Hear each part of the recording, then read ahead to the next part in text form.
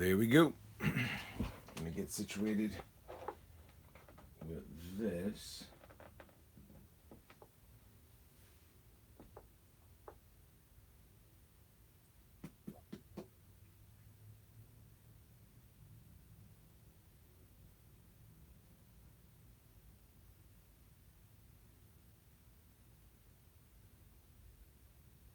Alrighty.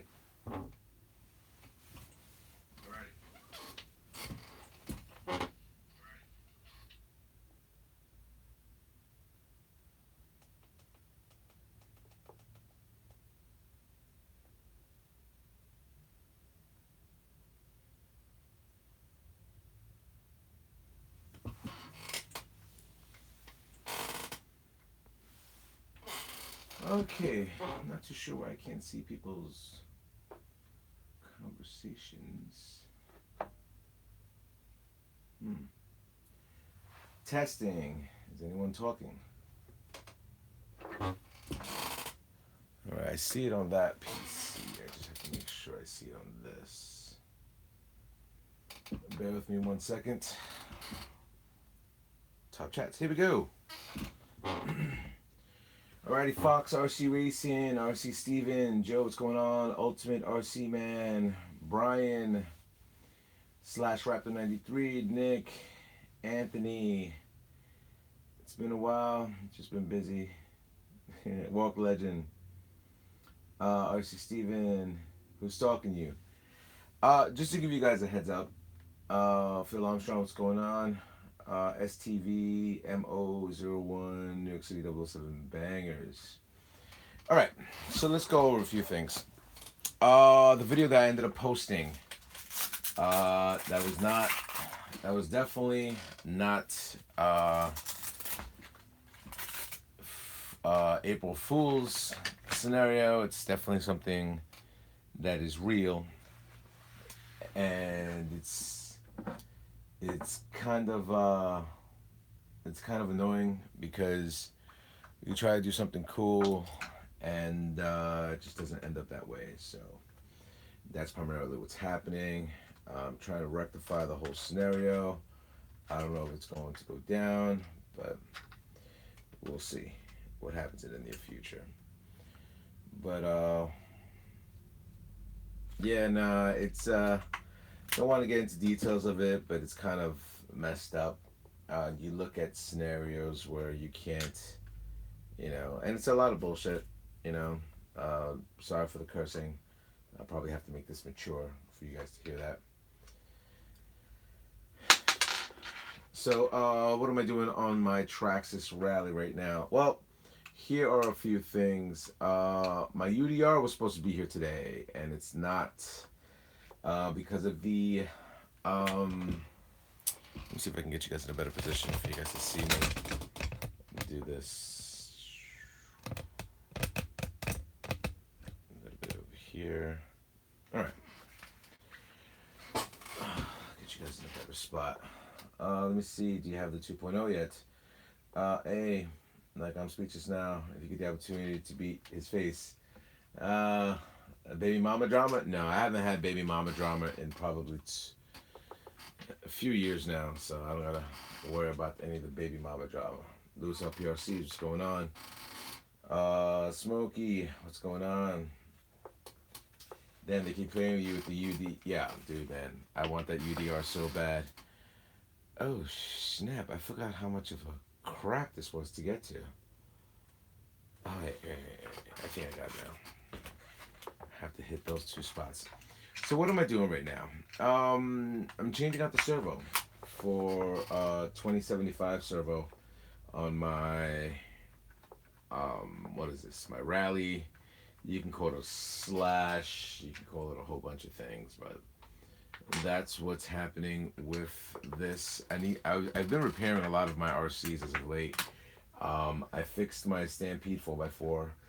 I almost finished my slash 4x4 LCG. I finalized a few things on my E-Revo and Summit. And that's where I'm at this point, customizing everything. Alright, so why am I changing this out? Why am I changing this out? All right. Oh well. Main reason why I'm changing this out is a few things. So, for some crazy reason, if you guys can take a little visual over there, right here, is a servo, and that in actuality is from Axio, and that's pretty much a no-no. So I gotta change that out and put in the 2075 servo, and then I should be good to go with that. All right. Let me see. Walk Legends. Was that not a big seller for TRAXXAS? They seem to stop selling the Rally. No, they do sell the Rally. A different version of the Rally. It's a brushed edition. They made it a little bit more scale. But basically, it's a slash 4x4. I mean, slash 4x4 LCG. So primarily, if you ever bought the Rally VXL, you bought yourself a slash 4x4. And in actuality, this platform came out before the slash 4x4 was released. The Rally was the initial one to come out first. This is gonna start now. Geo, I see this is here. Randy Thomas, I think in case if people just want it for the slash. Yep, Rally started it all. That is very true. Oh yeah, well, oh yeah, well they downgraded it. Yeah, they did downgrade it. Are the arms shorter? On the new Rally, the arms are shorter. A few things I gotta change out. I notice I still have a few, more than a few. I have one, two screws over here that are not stainless steel. So I have to look into that right now. I'm surprised I never changed that out. It's kind of weird of me. Let's get this thing going.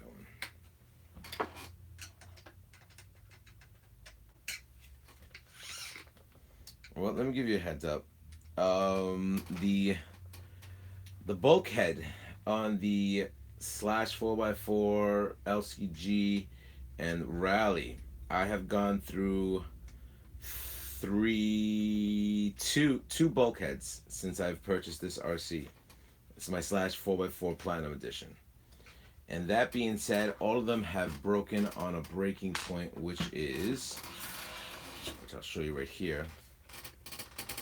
Each and every one of them have broke either, I guess over here is their weak point, either there or there. So they've broken either here or here, and I've had issues with that. So I need to look into primarily what I have to upgrade for that not to happen. I put the old one on there, but we'll see what happens in the near future. Let me see. I'm sure. Okay. Mr. Ward, that's laughing out loud. Mike Ward, how can I get in contact with you? I need some information with my Fortec 2.0. Email me would be great. If you guys ever watch my channel, it's geostealthr1@yahoo.com. geostealthr1@yahoo.com, or you can contact me at geostealthr1 Instagram. I don't answer too much Twitter, but I do have geostealthr1 on Twitter. I do answer geostealthr1 on Google+. So if you ever get those opportunities to check those things out, check them out. All right, so now to swap this out. Yep, that's the correct size. Now I have to look for the other one, which I think I did find it. And Viola. I got them both. All right, let me see. And Randy Thomas probably so. That's from Walk Legends. Craig, well, that's cool. I need to check my sewer right slash in the rear. Wheels will fit under the body. Nick, I have only broken one because it went full speed into a summit. Yeah, no, I've broken a few of these as of right now. Nick, that's from Nick. Mike says thank you. Slash Raptor 93. I tried to fully compress the shocks. If they rub either get smaller hexes or shorter arms. Very true. Dave, I know you're wearing a badass watch today. Let's see. No, I don't have my watch on. I know you guys usually see me wearing my watch, but I do not have that on me. So, let's see. Don't forget the washer, which I just dropped the washer here. Where the hell'd you go? Ah, here we go. Trying to get you guys more of a visual on this. If you guys ever get the opportunity, the watch that I do wear is from a company called Soul. SWOLE. Definitely a cool company to invest money into a really, really, really good watch. Geo, I missed it. What happened with the UDR? It was supposed to come in today, but since it was a holiday, I did not get my thing in today, which is very upsetting to me. But they're telling me I'm getting it on either Wednesday or Thursday. I'm pretty much betting the farm it will be Thursday that you guys will see me in possession of my UDR. So, Archie, what did you break this time? No, it's just updating a few things on my rally. I bought a brand new body for it. I bought a brand new tires for it. I bought steel drive shafts for it, and with the body, which the body's somewhere up there, um, I'm painting it. I'm painting two types of bodies. One that people will disapprove of or approve of, and another one where people will approve of or disapprove of. So we will see what happens in the near future. So, all right, so that part is done. As you can see, stainless steel was changed out over here. Why do I do it? Because when stuff hits water, I mean, if you guys are not hitting water, even when you wash these things, stuff does rust out. I mean, I don't care how much WD-40 you put in or what have you, it does have wear and tear on it. I change it out. I mean, there are pieces that you cannot change out that are specific from TRAXXAS, but that being said, um, the front side is ready as it will be at this point. All right, now for the servo. I'm thinking. Let me just take you out for 1 second. I'm thinking if I should utilize the. I think I will, and I'm going to show you a company as of right now. Hold on 1 second.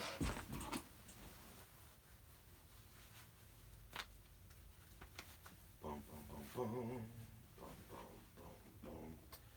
Let me see. So.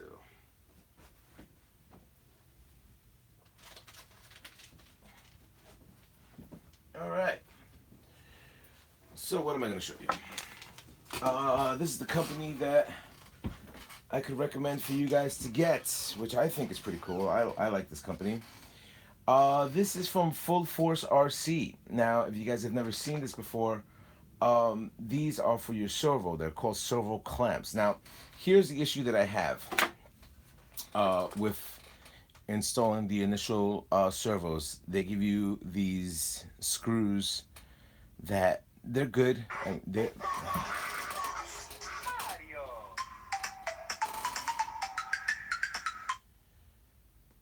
I told this person to call me in 1 hour at one of my jobs, and no surprise, they call me 2 hours later. Sorry, buddy, can't help you. Let me see. Let me see. Well, okay, cool. The G RPM front bumpers suck for the slash 4x4. What should I buy? I have beat the crap of on my RPM bumpers on both the slash 4x4 and my Stampede 4x4. I've never had any issues with them. Never broken. I've beat the crap out of them. So I'm not too sure. Archie, do you think they will come out with a 116 at Revo 2.2? Possibly not anytime soon. It's not for a while. Summit and Emax. I know the Emax and Summit are coming out. JSP says no. Randy Thomas. I converted my slash into a rally. Speed purposes. Should I definitely change the bulkhead? No. Like I said, I've cracked this bulkhead from RPM a few times. And granted, it seems structurally extremely strong. It does cover debris going into the steering column. But it's always these, especially this point, it's cracked. on both ends, which is weird. I always found that to be weird. Okay, in chassis. Can't find you on Google Plus. It's GIOSTEA. Yeah, it's Geo Stuff on one. Let me see if I can put this up. Hold on. Boom, boom, boom, boom. Boom, boom, boom, boom.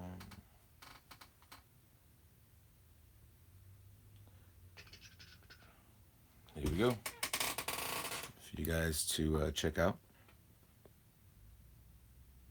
And it comes up, and you'll be able to see a lot of pictures on this of the cars that I have and stuff like that, and stuff that's on my channel, pictures that I take. I mean, if you go into the Summit, you'll be able to see a few pictures that are over there. You know, if you go into this car, the Rally especially, you'll be able to see like the Neo Rally that came out. You know, not too many pictures. X Max, you'll be able to see a few pictures that I usually don't throw up. You know, a few things out there. You know, so there you go. Back to the Q&A. I missed a lot of the stream on Easter. What happened with the Summit and Emax? They're gonna be doing a 2 whatever version of that. So just to give you a heads up on that. Is this live? No, I think I paused it. Did I pause you? I did pause you. Can't pause you. Alright. I don't think I'm live anymore with this. Let me get back into here. Okay. Boom. Alright, that's not too bad. Now let's go into the community talk, top chats, and I know what you guys are saying. I think I should pull this sideways, maybe I'll be able to get a better view. Possibly. Nah, I think I see you guys better like this. Alrighty. So, as I was saying, Full Force RC, the part number is FF023.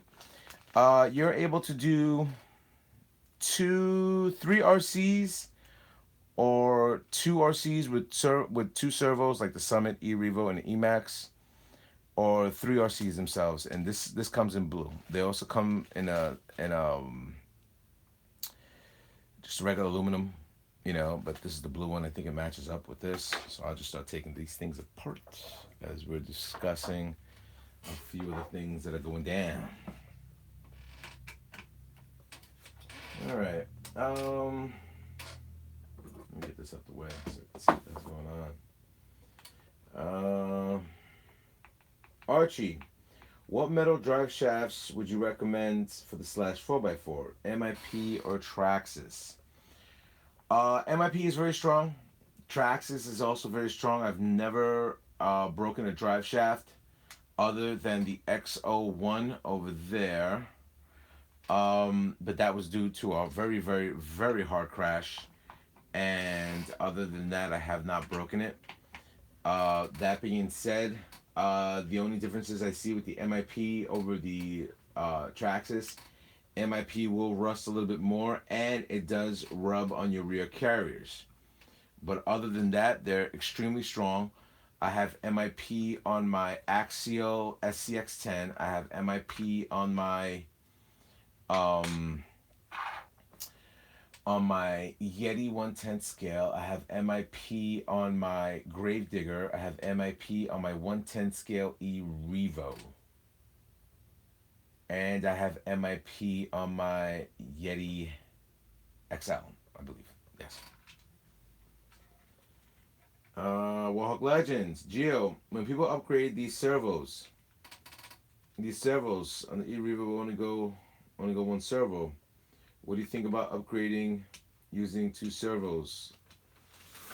Oh, that was scary. Let me see. Is it a good idea or overkill? Kind of overkill. But it does leave a hole there. That's the problem. I've seen a lot of people, change out just to 1 servo, but like I said, it just does leave a hole there. I'm not too sure why TRAXXAS didn't come up with a cover piece like they do with the Mini E-Revo, but that's not here or there, you know.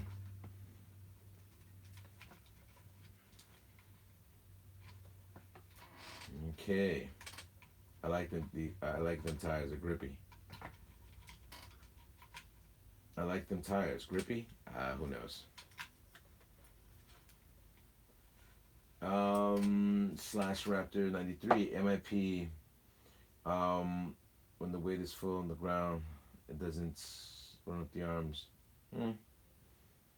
Hey, going off what you said, what's a good servo to replace the dual servos in the E Revo that isn't too power hungry and still has equal numbers? I know Savox sells a nice one, but you probably have to put a capacitor on it.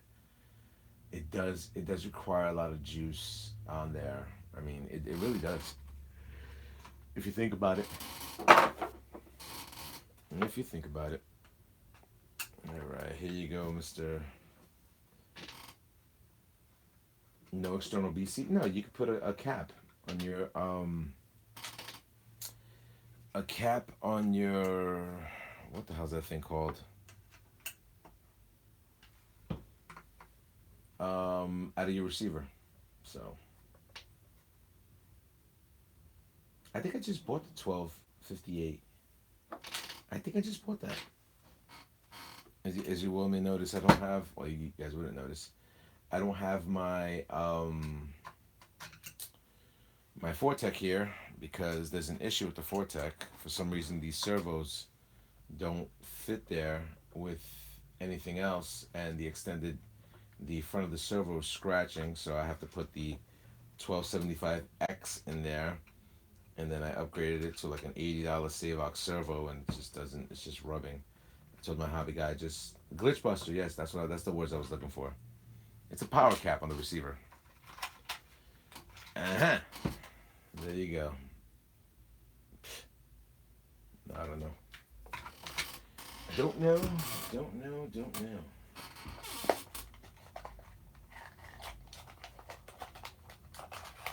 Change you back to what you need to be.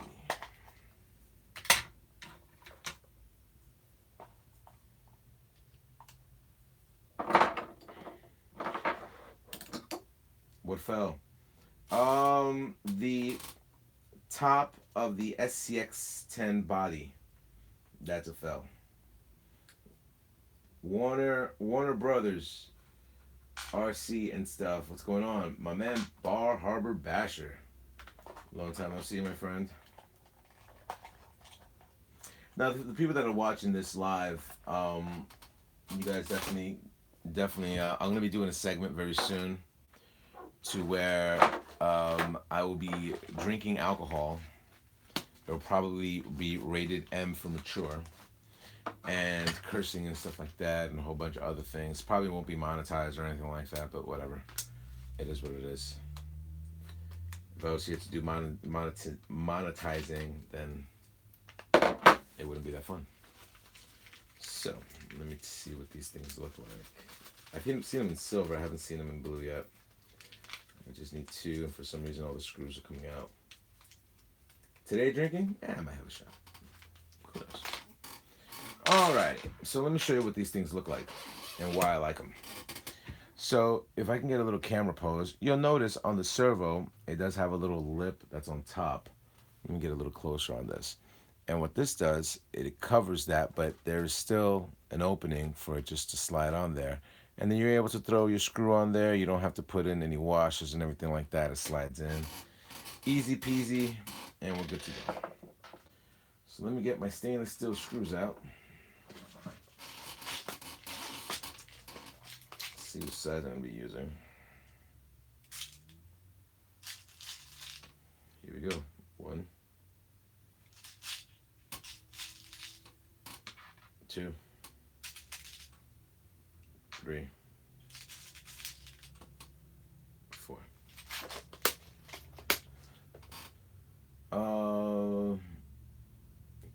Goose it up. Bar Badger. Horizon owns Axio. Maybe they get their doo-doo together. Armor and Tower 2, very, very true. Talking about that, my man Bar Harbor Basher is kind of upset with me for the reason that he feels that I should do a lot more stuff with my Yeti 1/10 scale. Yeah, he gave me the business last time that I should do a little bit more with my 1/10 scale Yeti. So, yeah, the 1/8 scale Yeti. I don't know, man. I'm thinking about hanging it up. As of this point, uh, the thing is, uh, the thing has never once been driven. You know, and I just stopped modifying it. I got it at a really inexpensive price, and I just stopped. You know, I just lost my interest in doing anything with that RC. But if you guys ever want to see a Yeti correctly done, definitely go check out Bar Harbor Basher. Not too much on his YouTube because I haven't seen him update anything as of late on YouTube, from what I see. But definitely on his Instagram, his thing is on point. Definitely so. Archie, what's your opinion on using online stores such as Amazon instead of a local hobby shop? Look, um, I'm not going to profess that I don't do it because then I would be a liar. I have. But that being said, I do support my hobby shop or hobby shops out there for the reason that, the main thing about that is, um, you know, hobby shops, as they try to compete with the online marketing of there, they are putting a scenario where they're being taxed, and you have a lot of these online shops that don't get taxed, and they're able to give it to you at a better discount, which is true. I mean, let's call a spade a spade. That's primarily the way it goes down. Now, that being said, um, if that happens and your hobby shop closes down, where do you go? Like, a lot of people see me go to Bruckner Hobbies and see me hanging out there doing videos and stuff like that. Also, even though I do support other hobby shops, I go to Willis Hobbies. Um, the guy up there is Ken, very, very, very, very well informed with the hobby and stuff like that. You guys have seen a lot of videos done over there with them. Excellent hobby shop to go to. The cool thing about that hobby shop is you're able to visually see the RCs out of the box, and his presentation of there. It's a huge, huge, huge hobby shop. I mean, this hobby shop is nowhere near small, especially the fact that it's in New York. And if there's one thing you'll learn about New York is, realistically speaking, you know, um, real estate is hard to come by. All right. Phil Armstrong, local hobby shops rule. Hey, I just watched a video with TRAXXAS Slash with MIP, but stock Velineon 3600 ran on 6S. That's kind of weird. How'd you run a Velineon on 6S? 6S and survived many times up and down the street. What do you think? Are they stupid? Ballsy to try it? I don't know a Velineon system, but the one that's for 3S, that thing would have blown up. Um, Walk Legends. I get a lot from Best Buy, even though it's a big lock store. I get it for gaming. I go to Best Buy a lot. Um, yeah, that's nickel metal hydrate. Yeah, that's kind of weird.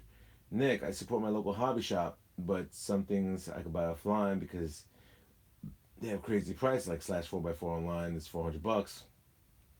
It's like me, it's $1,000. Yeah, true. It's there could be so much of a debate of why you would go there over something else, but you know what? Hobby shops do cut you prices. They rather on the end game take a little bit of a hit than lose you as a customer. So, look here, you guys. Just wanted to give you a visualization of what this looks like, and that's the way it mounts on. So, boom. Now, just to give you a heads up, don't give me crap about not centering it because last time I checked, it was centered. So don't give me the business. I know. I know already. Don't abuse me. Alrighty, where am I? Boom, boom, boom, boom. Let me see. Barbara Basher just watched UDR teardown. I saw that video too. I saw the UDR teardown where it came across and gave you a real. If you guys get the opportunity, definitely check out the video. It was definitely interesting in watching the whole teardown on the UDR, and I think it was very informative. The guy was able to open up a whole bunch of stuff on the UDR, so definitely check that out. So let me see, what else did you say? The discs are pretty small, full of sand. It's pretty tough though. I think on that type of a car or desert racer or whatever people are calling it, I think you should take it apart. I mean, first of all, rule of thumb, and this is what I tell a lot of people. When you do buy an RC and you're still learning about the RC stuff, my opinion, my professional opinion, get yourself a set of RC screws. Why? Well, if you do buy the stainless steel screw kit, the cool thing about it is not only are you changing everything out. I mean, people there's an argument about, it's not as strong as these screws, stainless steel, all this other stuff. Okay, I understand your points. But that being said, if you're new to the hobby and you want to learn about your RC, if you buy a stainless steel screw kit, you will break down your RC like you would not believe. And when you do it, you'll learn everything, the intricacies of the stuff, and you're able to utilize the type of oils and fluids that you want to utilize into your RC, so you learn more and more about it. So that's just my professional opinion. If you guys are new to the thing and just learning all about this RC stuff, I mean, that's what I recommend for you guys to do on that aspect. You can take it with a grain of salt, but you know what? I give you my proper opinion.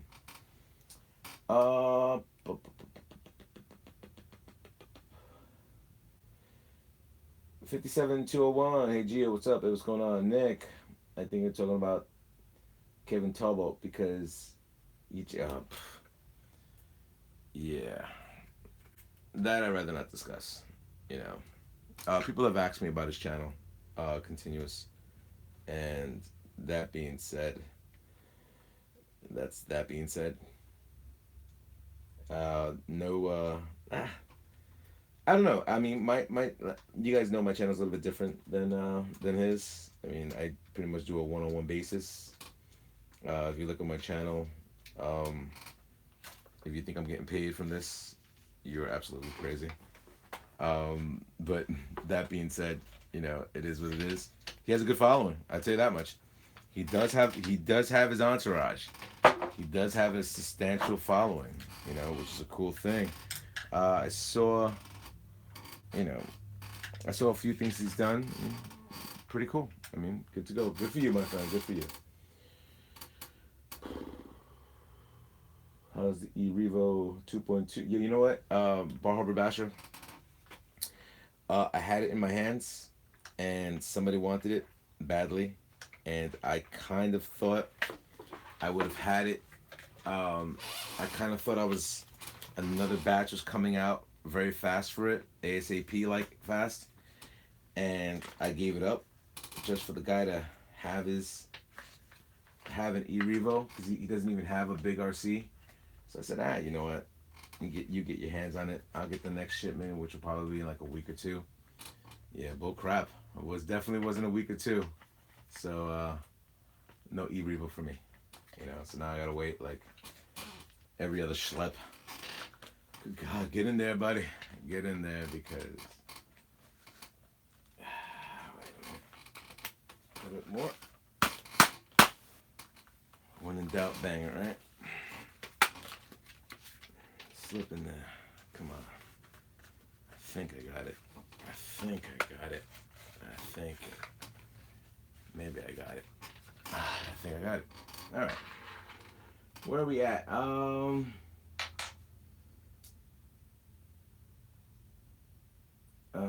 Archie Evo. Brian, faster, top notch, regardless of MIP. Yep. New York City 007 Bashers. Hell yeah. Stainless screws all the way. New York City 007 Bashers. We have to meet up.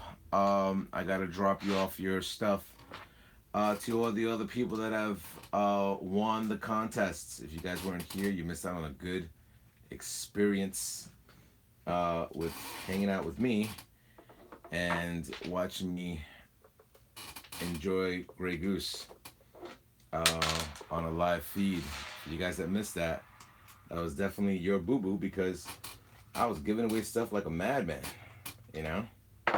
So, let me see. All gas, no brakes. What are your thoughts on the Poseidon motors? I like them. I could have gotten onto the Poseidon bandwagon in the beginning, but at the time I wasn't doing as many speed runs as opposed to customizing my RCs, so I did not jump on the speed run thing with them. But they're good motors. I mean, you have a few companies out there that are doing really, really well with their motors. Everybody's trying to go fast and stuff. Barbara Basher says he made Chris every day. I say look pretty stupid, and did Kevin know it had nothing to do with him? Yeah, you know, Chris is a good. Why in the hell are you not fitting on here? Did I mount you wrong? No. Chris is a good friend of mine. Me and Chris have known each other for a few years now, so you know, I kind of thought it was messed up of Kevin to try to put Chris on blast like that. I mean, realistically speaking, you know, I'm pretty sure Kevin has money, and if somebody put me on blast like that, you know, I'd have to probably fly up to where you're at and do my thing. But, you know, that being said, you know, everybody has their own opinions on how their channels are run and stuff like that. You know, I just thought it was kind of, can you say professional? Can you say professional? I'm not too sure. Professional. I don't think it was professional of Kevin to do that. I mean, he did take, from what I understand, he did take the post down, but I don't think it was professional of that to happen.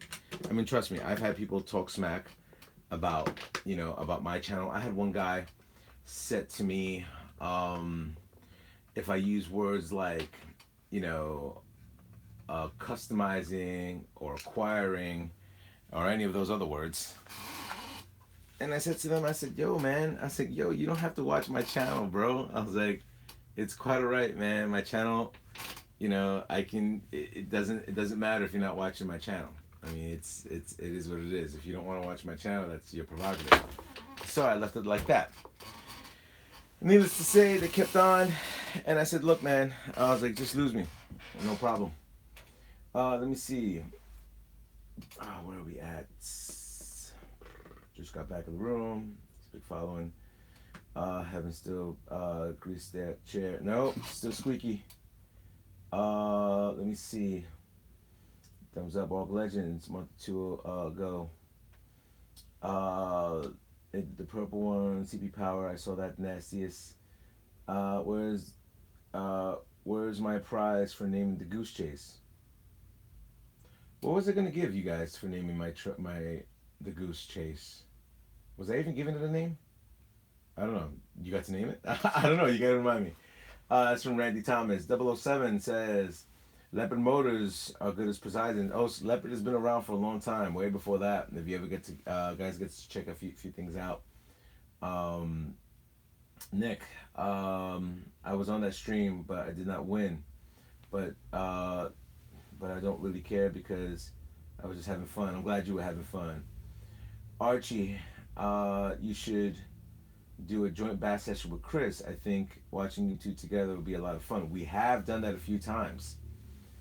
Vox, Geo, Is Santa Claus uh, is Santa Claus at every bash event we had? Someone take a charge one. Oh, Thomas, your prize is you get to buy us all drinks. That would be nice, man. Every. This message has been held for review. I think I probably hit that. Uh, oh, that's why. Naughty Bar Harbor Basher. Um, you know what? I'm not saying it. There you go. Let me see. New York City 007 Bashers. I gotta give it to you, 2G. Pretty good multitasking. Randy Thomas is laughing. I'm selfish when it comes down to Goose, Walk Legend. Let me see, Walk Legend. You were going to give him a pat on the back. Laughing out loud. 52 57210. You need to change this. I just noticed you have shock covers on those Proline strokes. I got the same setup on my Slash power strokes. What brand do you have? All right, let me give you a little bit of a history lesson on this. All right, which a lot of times I don't get credited for this, but realistically speaking, I was one of the first people to put shock covers. I mean, they were out for a little while, but a few companies that just started asked me to put shock covers on their thing. And these are the fabric companies. And then when I started doing that, then I started doing wire meshing, which I never get credit for. I'm gonna be honest, I never get credit for. And the reason why I do wire meshing is because I used to be a audiovisual engineer, and we used to mesh our wires, and I started doing that. We're talking about years ago. But I started doing colorizations, and having that set up. The guy on eBay that sells this stuff, he must make a ton of money because they, like, I've seen him thousands of people, ordering these colors and stuff like that as of late. So, Randy Thomas, Gio needs to open up a special bottle of Grey Goose. No, the VX. Nah, that's a celebration Grey Goose, my friend. Uh, Let me see review. Damn, Proline discontinued as much of their products. Mm. Wire sleeving, yes, wire sleeving, wire mesh. You know, which I was kind of a. I do get props for it though. I do get props for that because years ago when I used to do videos, collaboration videos with a good friend of mine, Draven3907. Um, he would look at me. He's like, "Yo, what are you doing in your RC?" I was like, "I'm customizing it." And he was like, "Oh, but we're doing the speed run game." I said, "I know." I said, "But you gotta look good when you're racing, or you're doing speed runs." I was like, nobody wants to see Fast and the Furious with a junk car, going fast. It doesn't matter how fast your car is, nobody notices it. And that's true on all aspects. I mean, you can have a car that is slow, but that looks fast, and it'll still get noticed. So you gotta look at those type of things, and that's what I do. I like making my RCs look good. I know how to clean them. I've been cleaning them for God knows how many years, and setting that up as of right now. Laughing, damn. Wire sleeving. Geo, OG. Thank you. Walk Legends. Yeah, you were the original shot cover dude I've seen. Yeah, man. It's weird, man, because I never like I'll always give credit to what credit's due. I mean, if you want to talk about speedrun games, I'll always give Draven3907 the biggest ups on speedruns before anybody, because he, in actuality, started with the foams and one of the first RCs to break 100 miles an hour. I'm talking about anywhere. I'm talking about you could put your truckies, you could put your slashes, you could put your rustlers, you could put all that. But that being said, there you go. He started going with the belted tires, foam tires. Back in the days, it was Jayco foams. Back in those days, there was no such thing as a 34 tooth Mod 1 pinion. No such thing. Biggest one back then they had was probably a 2627. There was no such thing as that. So stuff had to be created. Back in the days, It was the Castle Creations XL1 version, and we were going to do an 8S setup on there, but we noticed the capacitors weren't be able to handle that. So there was no companies, even aftermarket companies, creating capacitors to do that. And back in the days, they didn't even have steel drive shafts, bro. We had to figure out these plastic TRAXXAS drive shafts, how to work these things onto a faster RC without them breaking. We ended up putting thicker slash drive shafts onto the Rustler so it wouldn't break. Then after a while, they finally came out with steel drive shafts, and all the formula was there. Companies started realizing, yo, I had guys. There are companies out there that have created. Let me tell you, that have created um customized metal weights for the Rustler, the exact poundage of what you need to hold that thing down. I mean, think about that. Never credited. Never credited. You know? And that was, companies, guys have made money off that, and it's kind of sucks because, you never hear the original creditors. But like I said, you never hear about the people who built the spaceship to go to the moon. You only hear about the people that landed.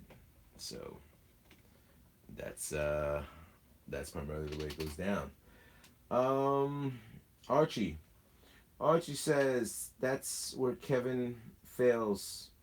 Falls short of all you OGs RC drivers.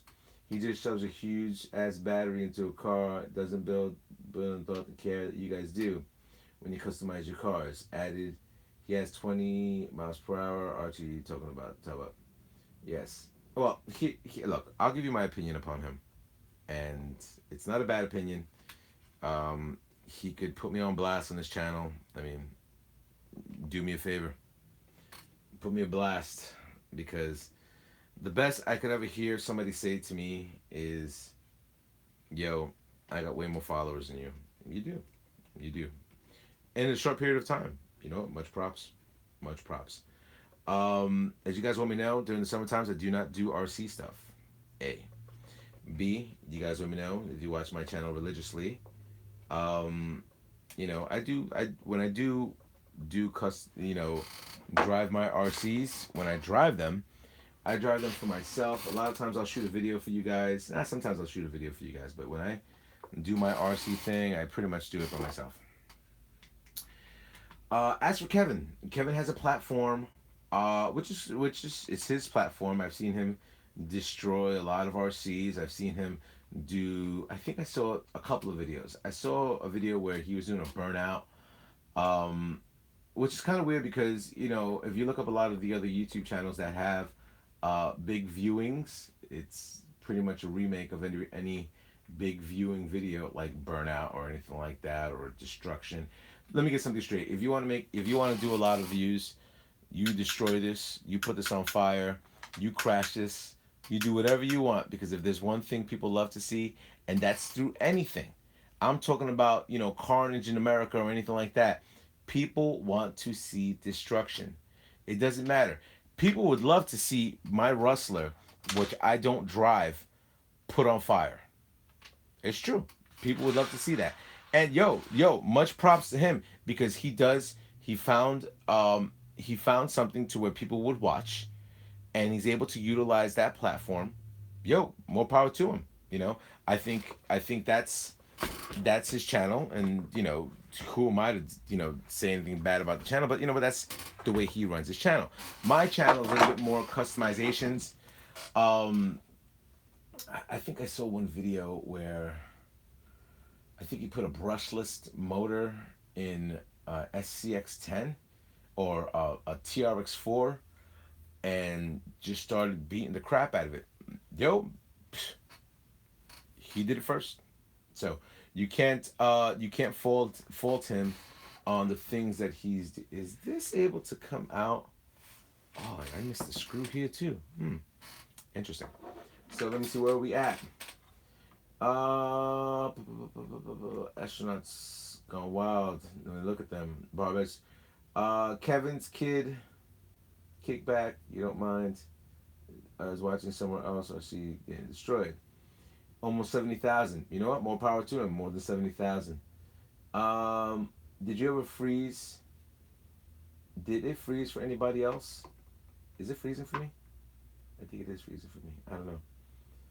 No, Geo, but he never had a bash like us. Possibly not. Good budget car. Uh, a budget car. A Rustler that doesn't have a battery, or a Bandit that doesn't have a battery. If you're looking to have a budget RC, I think they're 129 or $139. If you're looking to invest into that, I think I missed the screw here. Bad Geo.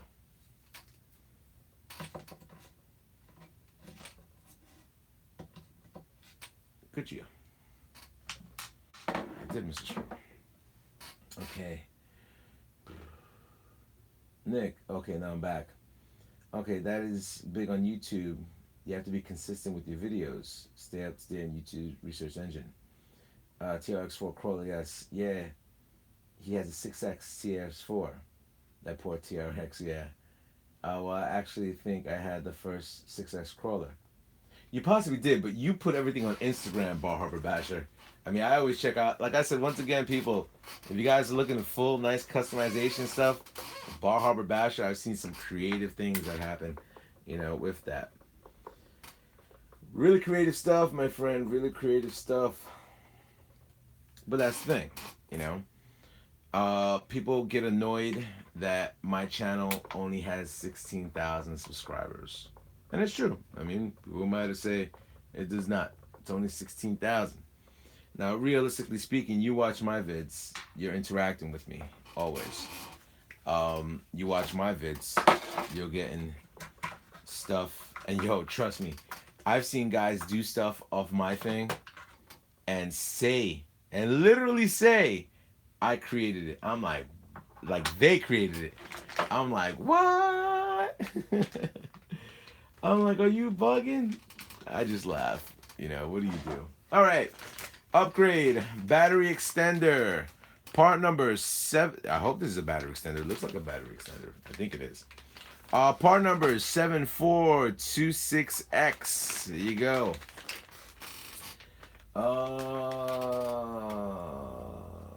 Barbash is extremely impressed with that TRX4. Looks like 6 gems. Definitely way tougher than the Axial. Kitty off, man. Facts, Geo. Shake them off. BX. Yep.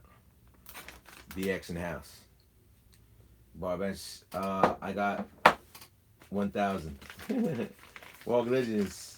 Ain't that some crap? Randy Thomas. Quick fists. Holding the plastic drive shafts. 2 or 3 layers heat shrink at the end of the shaft. Small. Doesn't expand under pressure. Cool trick. But now that they come up with a whole bunch of other stuff, why spend that money? This goes like this. Where's the extra screw? Am I going crazy? I am going crazy. You go here. All right. Bum, bum, bum, bum. Where are we at?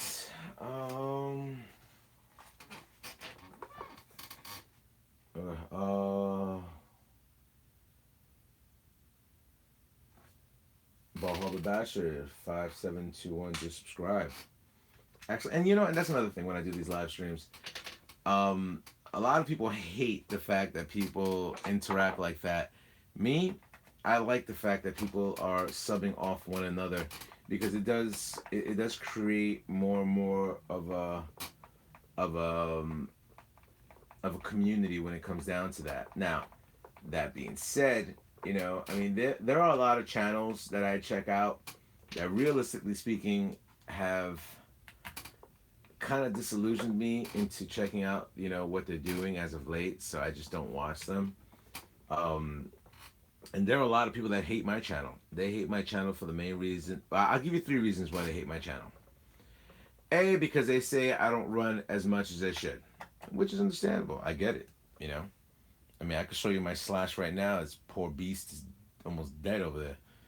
That I had to take a whole bunch of things apart. I bought new RPM arms for it. I realized that the center diff needs to be greased up. But people will look at that and be like, oh, you don't run your cars, blah, blah, blah, blah. I mean, if you ever check out Everyday RC, I mean, he'll show you, or he'll tell you, I run my cars. You know, because he has been there, visually watching me run my cars. Okay, Jim, what's up? Thanks for the shout out, Gio. No problem. Wig Splitters RC, what's up? Um, when the live stream is over, let's all meet up at Hooters. Yo, you tell me where it's at. I'll be there. I'll be there. I'll be there. I think I messed up on the screws on this. Somewhat. I think I put the smaller ones in the bottom and the bottom ones in the small ones. I don't know. Somebody done messed up, and I think it was me. Bum, bum, bum, bum. Now I gotta take. You guys want you to visually see what I'm doing. I'm putting the battery extenders on this. Why? I don't know. Maybe I want to run a bigger MAH. We'll see what happens. Oh, I just realized these are RPM. I didn't think I switched those out. Interesting. I had no idea I switched that out. Take the small one out. Here comes the big one. Now back to the underbelly. Alright, Wig Splitters is definitely one of the best builders out there. Who? I like the way you run your channel because, like you said before, when you run your cars, personal experience, enjoy yourself. You know what? If anybody's ever been to a GeoStuff R1 slash Everyday RC or Everyday RC slash GeoStuff R1 bash, you'll know that it is definitely a cool event to go to. The last one we ended up doing, I ended up barbecuing the whole time that I was there. I didn't even run my RCs. I was just giving out free hot dogs to people. And for my non-swine eating people, they were beef hot dogs. So it was definitely a cool thing. We had hamburgers and everything like that. A good friend of mine, my man Lenny, ended up taking over the grill for a little bit, which was definitely a cool thing. Not for nothing. My arm is getting tired. And I just noticed I have a drill here. Why not use the drill? What am I, retarded?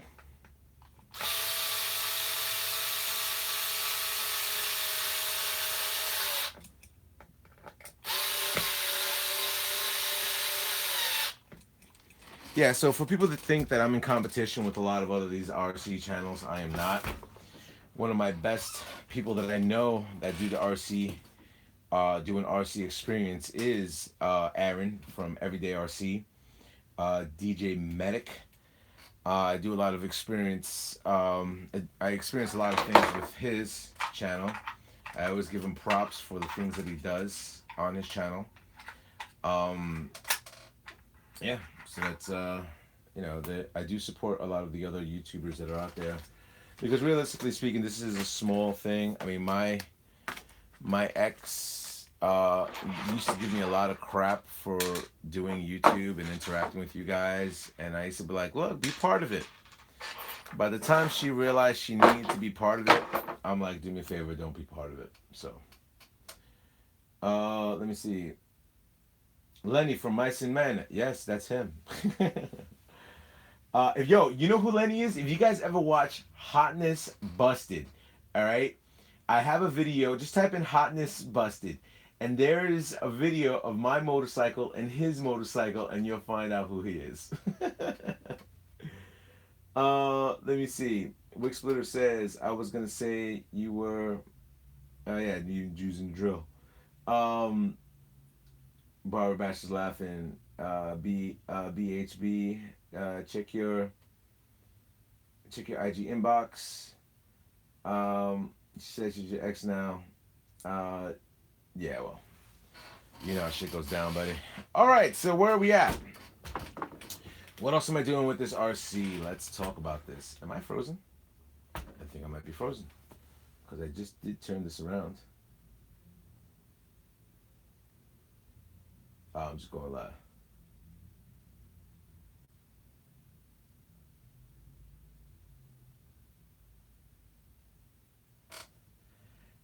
Vox, I don't know what you sent, but um, it just doesn't come up. It's some type of JPEG. I don't know what that is.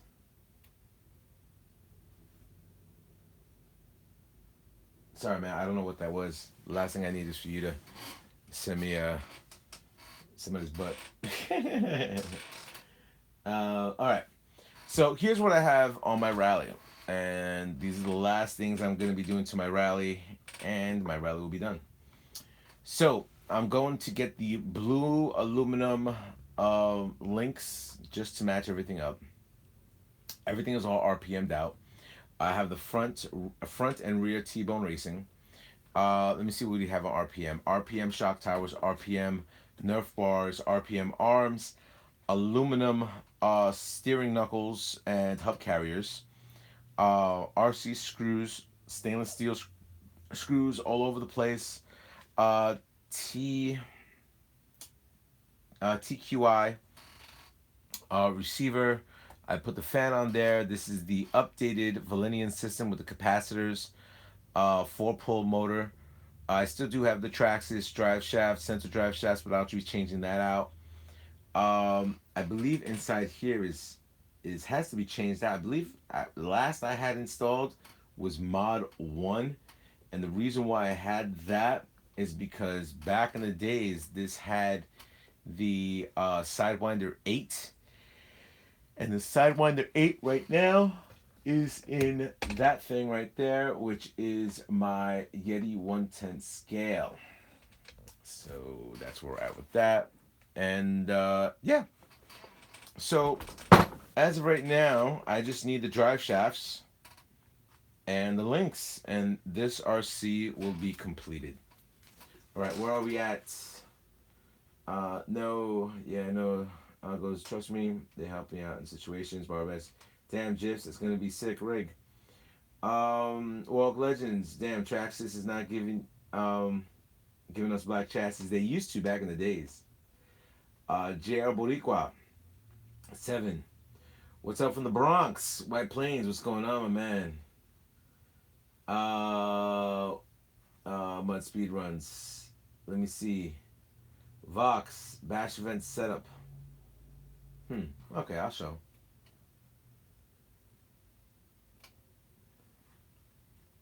Yeah, I still don't see anything.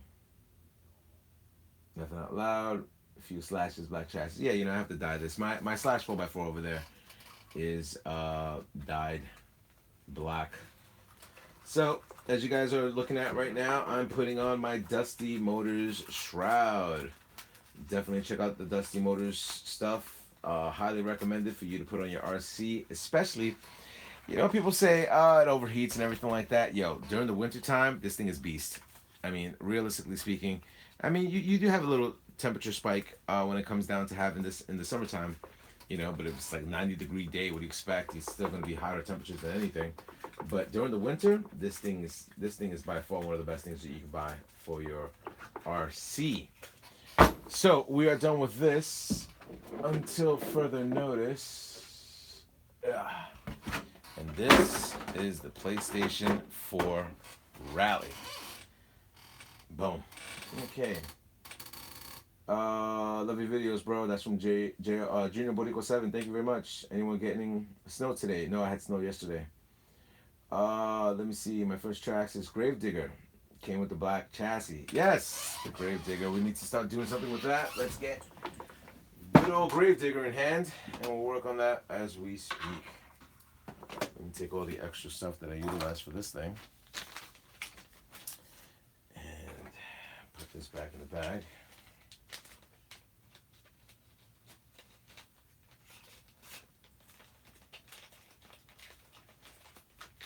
You wouldn't believe how many extra things I have. It's not even funny.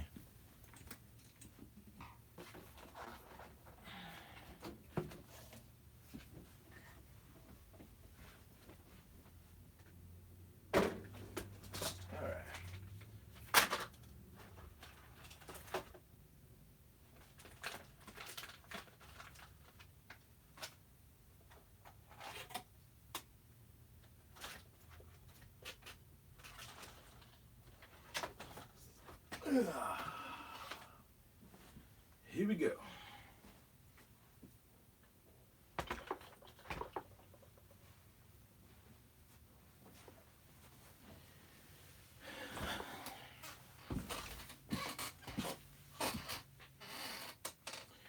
All right.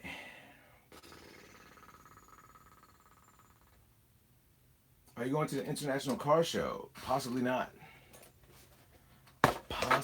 Possibly not. Well, here we go. TRAXXAS Gravedigger. There's a few updates and upgrades that I have to do to this thing, which I have not done, which is very bad juju on me, which I should have done a long time ago. Tyler Stone, what's going on? I got my TRX4 kits. I'm going to do a build and watch your videos. Excellent. All right, so what does my Gravedigger have? Well, people have been checking out my Gravedigger that has been retired for a little bit of time now. Wow, very springy. Yeah, that's all the way out. Am I all the way out? Let me make sure. I've driven this thing forever. You know what? I should have. Do I have? I've been looking for a while now. Replacement screws for this. Let's see if I finally got them. Hold on. I think I finally got it where I could just change this out. This has always been a black metal, which has always been discouraging. All right, let's see if I have it. Possibly do. Possibly do. Aha. After all these years, I finally got it. Now I have to change the washer out, which I think this might be the correct. Nope, too big. That's what she said. Aha, perfect. Now I'll be able to change that out. Excellent, excellent. This is too big.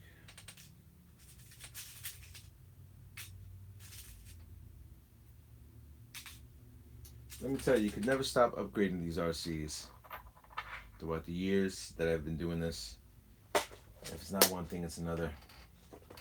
Gus, what's going on? Walk Legends, damn Gio. You're gonna go through all your vehicles on one live show. Cool, man. Gravedigger is one of the only RCs that will never go anywhere, no matter what price. Yeah, that's true. This is a classic, my friend. If you guys own a Gravedigger, much props to you. If you do not own a Gravedigger, then it's more of a nostalgia feel.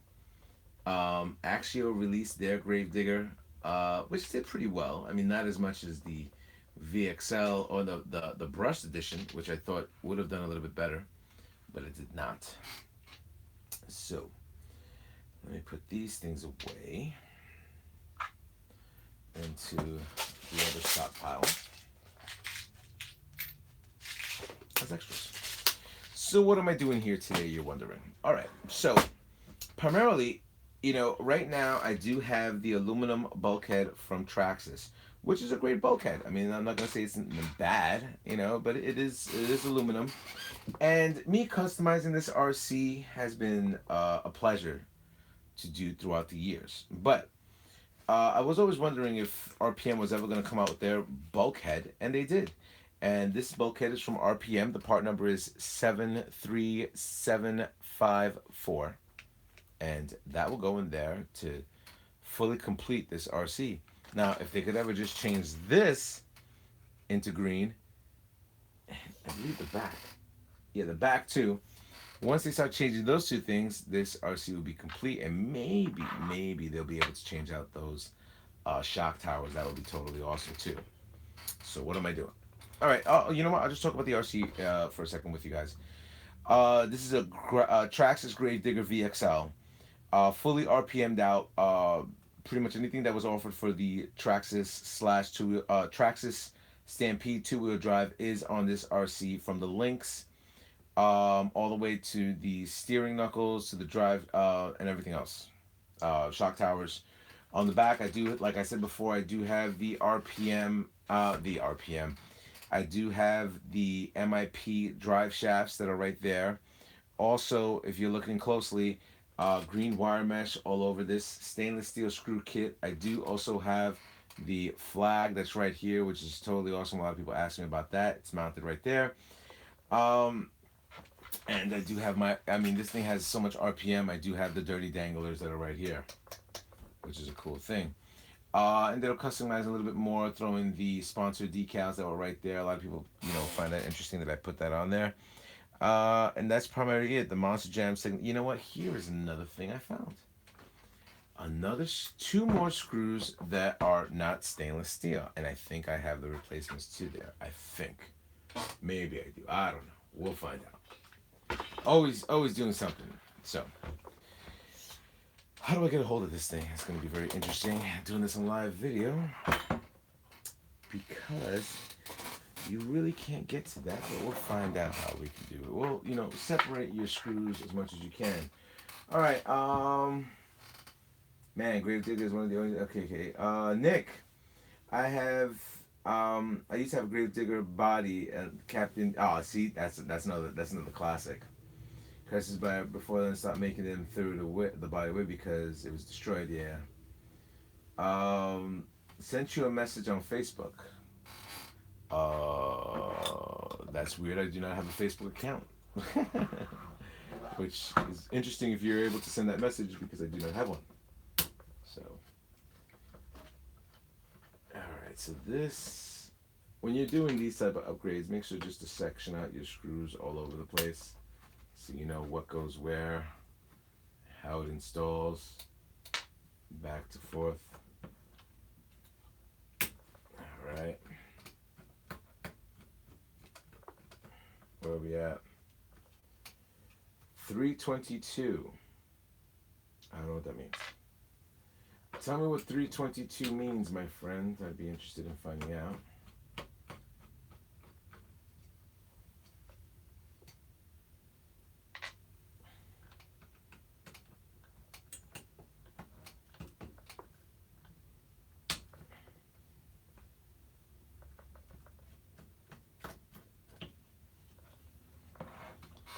So we can get you guys a better visual of this.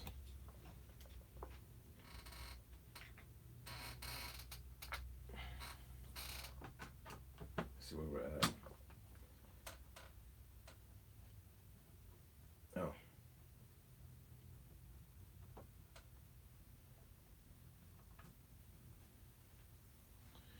Alright, so we're removing the bulkhead, which it's going to be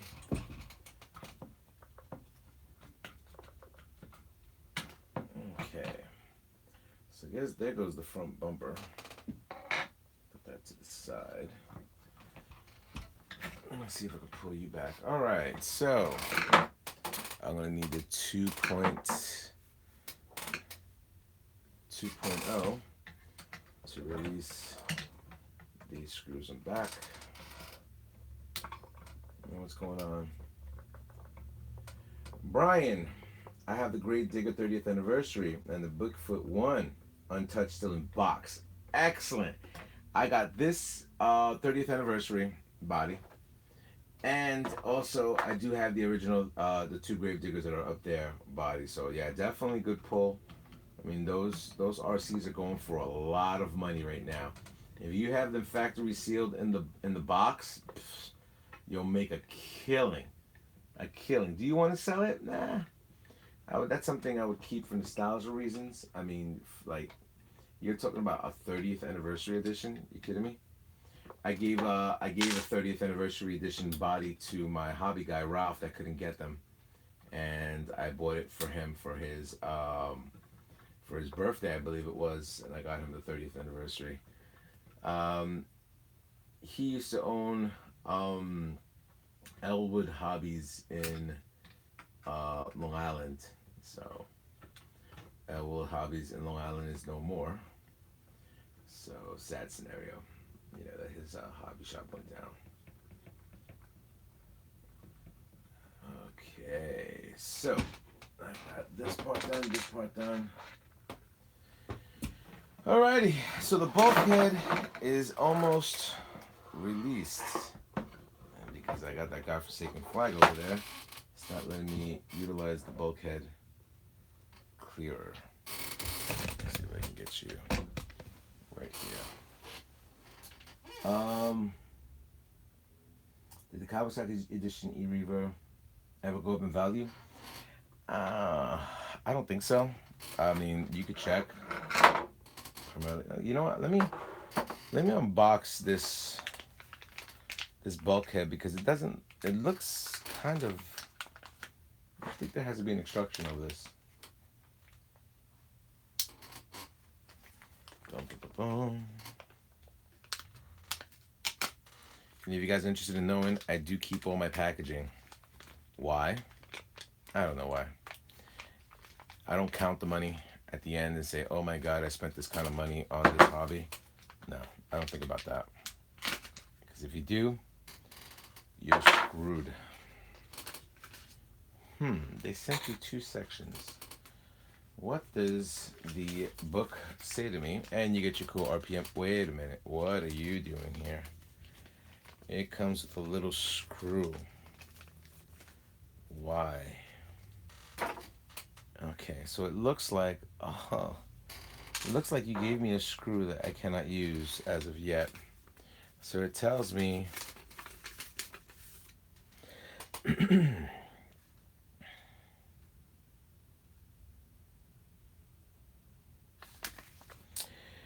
all right, contents: front bulkhead, dust plates, and M3-6mm flathead screw assembly. The smooth round side of the dust plates will orient towards the bulkhead. Slip the M3 screw dust plate in the bulkhead. Don't over tighten the screw with an exclamation point. Installation: your new RPM from front bulkhead is a stock replacement part. Simply remove your stock front bulkhead, replace with the RPM version. Tips: you can use your new bulkhead to tune your chassis weights ballast towards the front by adding molding clay in the dust plate. For vehicles such as the slash two-wheel drive, where the bottom of the bulkhead is not exposed, dust plate can be removed to tighten the front end, such as shifting weights ballast rearwards, or adding even more weight and additional front ballast. That's just too much. So, where are we at? Hold the bottom part plates. I don't understand why they did that. I don't know why. I think it's because you could fill it up with stuff, with more clay. I think. I don't know. What do I know, man? Now I gotta figure out what the hell screw that is, because it doesn't match up with anything that I got. Which is kind of bogus, because what the hell did I fill that thing up with? I don't know, because I don't have that size. This thing is like a nub. Okay. Maybe this is it. This might be too big. No. Yay! Found it.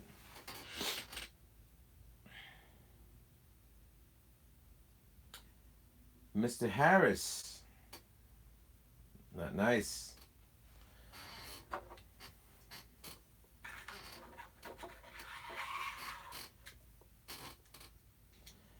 All right, so the smooth part goes down.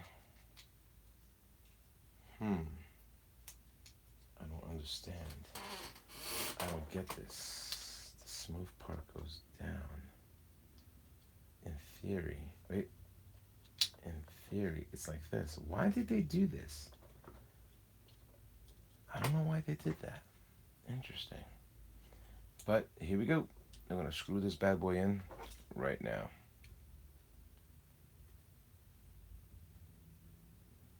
It is to put in weight in there, but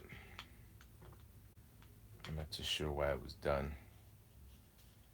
Alrighty, and there is the bulkhead, which is going to replace, no, there goes the body, which will replace this bulkhead, which is right here.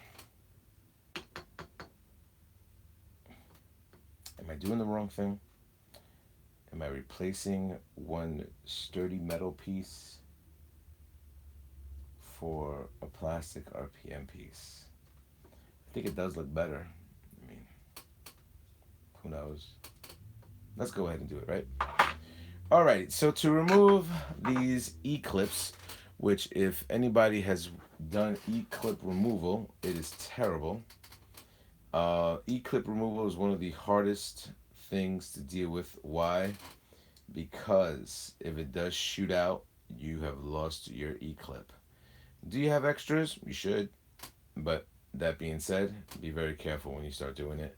Hold on to it before it launches, and you should be good to go. I'm hoping I can get to these E-clips very quickly. Alright. I usually go to the back. Hopefully these things are not. Aha. I got lucky. One. Two.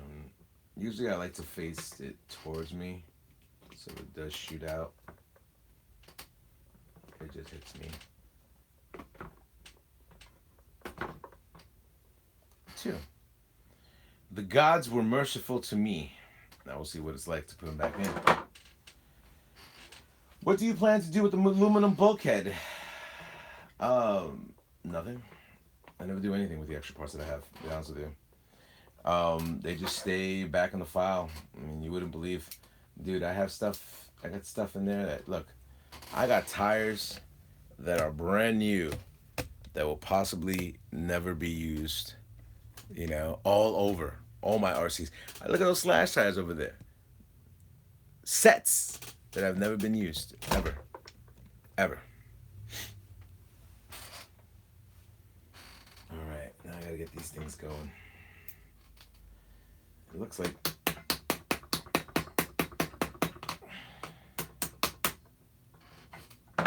alright. So let me take 2mm, put it down the hole, squeeze it in.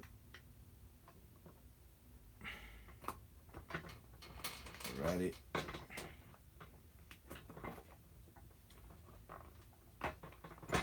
Alright. And here is the bulkhead. Bulkhead's from Intergy. Now, let me give you a little bit of history on this bulkhead. This bulkhead that you see right here, this bulkhead is original from the Rustler Mamba Monster first build. Original.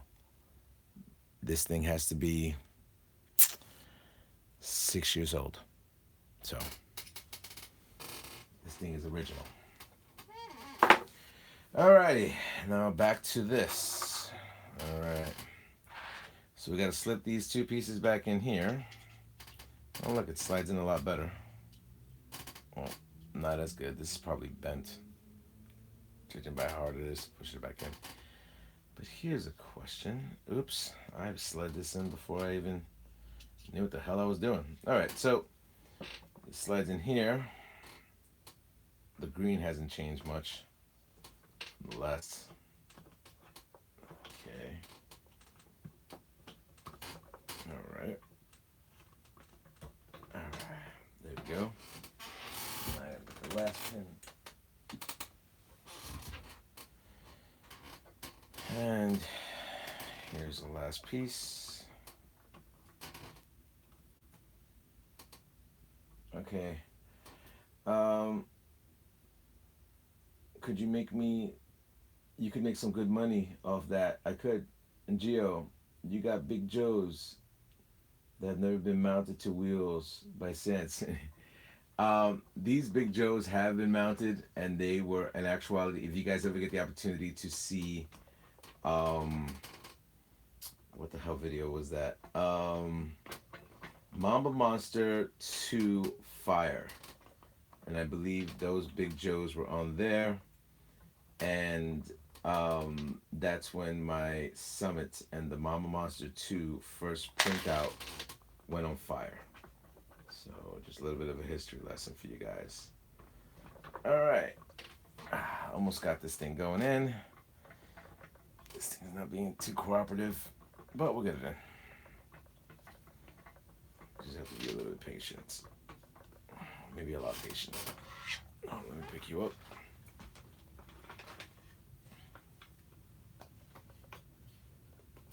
Come on, buddy. Aha. There we go. All right. So the bulkhead is installed. Let me see. Walk Legends. Oh, the last time speaking of freestyle, Stevie B all day. Yes, I have Stevie B on. I was playing a whole bunch of freestyle hits. I mean, oh man, I'm only gonna play a few seconds because then the video gets demonetized, like real quick. You know, like a movie.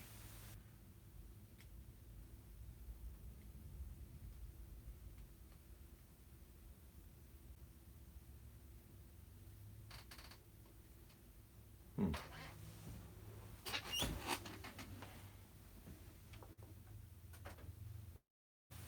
Yeah, the minute music goes on, the YouTube immediately flags your stuff. You know, immediately.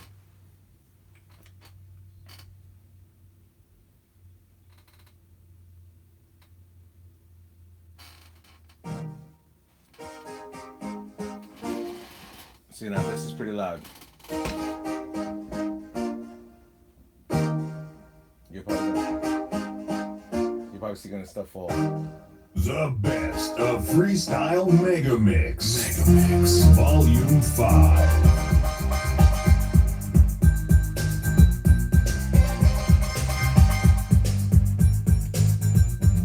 Alright, enough of that. I just got demonetized. Alright. Marcel, what's going on? How do you like to be called? Well, the channel is Geo Stealth R1. And where the heck are these? See, we just had a discussion about this, about these godforsaken here we go. And yeah, it's Gio. Now, let me give you a history of my name. My name is Giovanni. Giovanni, and you got the Stealth R1 is because I drive a Yamaha R1. Just a little bit of a history lesson for you guys. Very careful on these E-clips. Aha, that was simple. All right, so it's Geo Stealth R1 or Geo. Katie, you Geo Dan Hilarious from Hobby. From the Hobby told me you was in the shop Friday. Have you seen Ace lately? I have not seen Ace. The person that we're talking about is Ace Draven 3907. Yes, I have not seen Ace in a minute. It's been a minute that I've seen him. All right, let's put you back together because you look very depressed. All right, I'm gonna probably do this right here so I can get a handle of this. Am I going crazy or is this? No, I'm not going crazy. I do have to screw it in like this. Damn it. All right, I do have to screw it in. Oh man, this is gonna be terrible because I have to. It has to line up somehow. Wait a minute. Okay. Something went on here. Okay, now I have to do it like, since everything is screwed on, I have to do it sideways. So bear with me 1 second. Gotta get these screws out.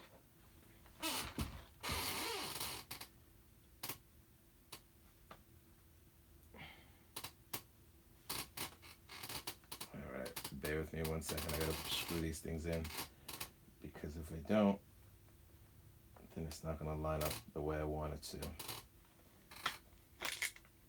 Oh, damn it. Sorry about the squeaky chair. If anybody's looking to donate any type of furniture, that'd be awesome. That would definitely be awesome. Let me see. My bad. Man, yo. Gio, have you ever collected any comics? Of course I have. I used to be a tracer years ago. Best comics were back in the days when the 70s and 80s. Michael McFarlane, not McFarlane, Todd McFarlane. He ended up doing a lot of the last Spider-Man reboots where you're able to get the platinum, the silver, and the gold. Platinum, gold, and colored Spider-Man #1 edition, and I got his signature on that. And then he ended up doing making Image Comics, and then when he did Image Comics, he ended up creating Spawn, and Spawn was one of the best, by far one of the best renditions of a comic book, but the movie wasn't as great because he tried to make the movie PG, and that's not what he should have done. He should have stuck with the same roots of what got him there, which is a rated R edition of Spawn. And judging by what I'm looking at right now, I have to take this piece out. This is going to suck. Oh boy. If it's not one thing, when I'm doing these live feeds, I'm sorry I'm off camera. Let me get you back on camera.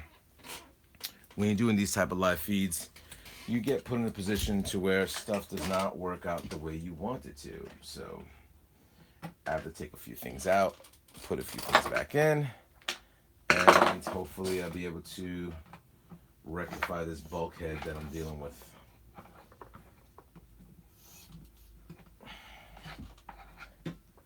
Because what I'm trying to do is get these 2 screws onto the bulkhead, but the way it's turning, it can't do it. So I just have to release a few things to get to that. Now when I get to that, oh, it's like you're not even moving. Okay, so this is what I'll do. I'll just take the top part, leave you centered, and there you go. All right, so now you are out.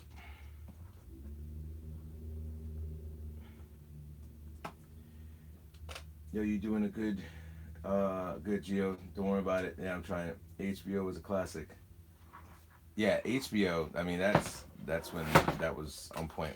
All right, so now that I took this whole thing apart, you can see exactly what I'm doing to this whole setup right there.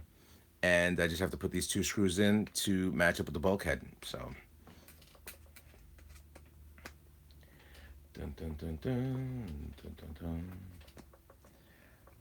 And make sure you press up against it because this is brand new plastic that you're putting into on the RPM side. And once you're doing that, you'll be able to line it up pretty nicely. I'm holding on to this pretty tight, so I'm threading new lines. Don't over tighten.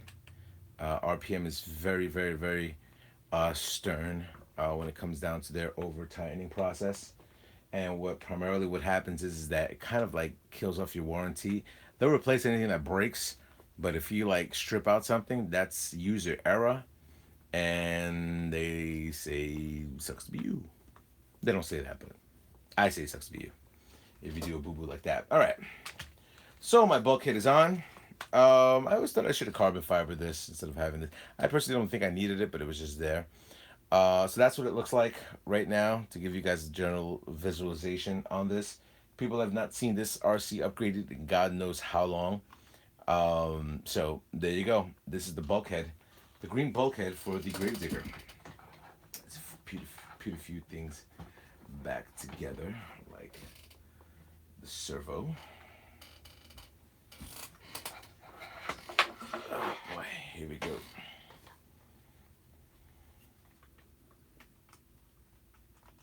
Alrighty.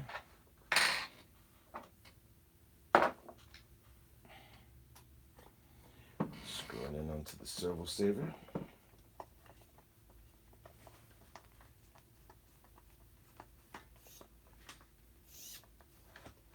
Okay.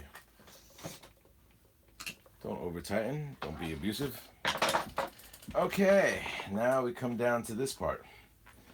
Slide you in here. And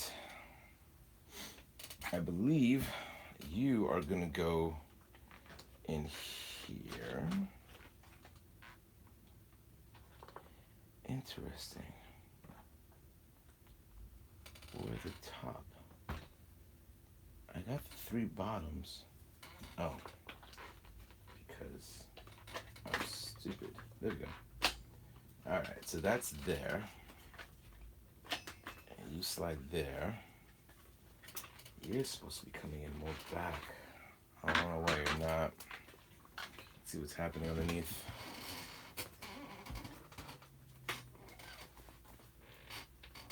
Interesting. You're not letting me. You're letting me line up with you here. But you're not letting me line up with you over here. Oh, because of the. All right, cool. Now we got you. Now you're lined up. Now we can screw everything back together and have my gravedigger back to full strength. Alrighty, so I just took a little bit of finagling. Here is the bumper that goes here. Alright. Now I get to put in these 2 brand new screws. Stainless steel screws that I have not upgraded my gravedigger with in God knows how long. Put you bad boys in there. I'm going to utilize the 3.0 because these are big. Screw these. They're going into a brand new bulkhead. Which, come on buddy, lock in there. There you go. When was the last time you've been to the track, Gun Hill Boulevard? Oh man, it's been forever. It has been forever that I've ever did anything like that. Alright, so that's one piece. Now to thread into the other part.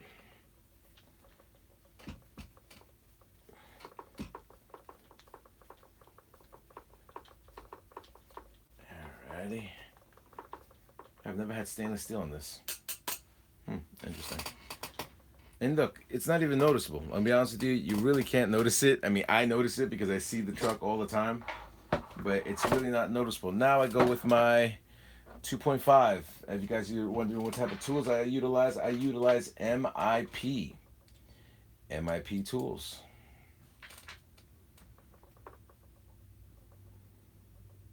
Okay.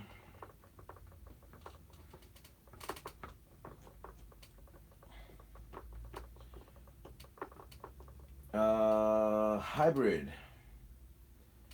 Hey, what's the flagpole made of and how is it attached to the gravedigger? It's a nylon fabric with a plastic pole and it's zip tied to the gravedigger. Well, Legends made in Paris, MIP. Facts. Alright. Wow, I haven't touched this RC in God knows how long. I mean, there are a few things that I've always wanted to do with this gravedigger. I mean, I have driven it a lot back in the days, a lot. The fact that the stainless steel screws that are over there don't match up, and nor do I think I have the replacements on there. So, but we'll see what happens. And once again, my hand's getting tired. It's time for the drill. Time for the drill.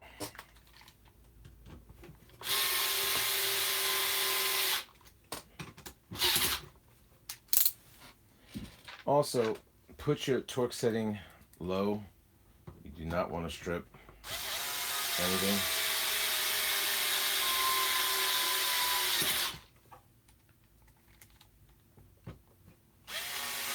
This is a 4-volt drill.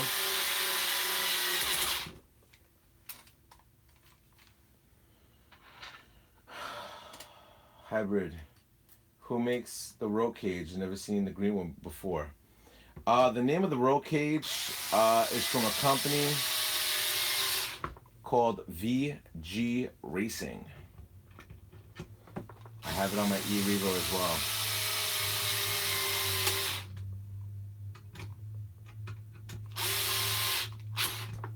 Okay. And here we go. We are somewhat, let's see, somewhat completed. I think somewhat. Wow, I can't believe I've never got this done with that. Uh, you doing the mini Z racing Friday? Possibly. Possibly doing the mini Z racing on Friday. I know a lot of people get interested. A lot of people care less about mini Z racing. Realistically speaking. Um, but for the few people that do check out the racing, thank you for joining that live video cast of mini Z racing. I do not think I have those screws. Or maybe I do. Let's find out. Then I can finally say that almost everything on this is stainless steel. Wait, how long are you? You're that long.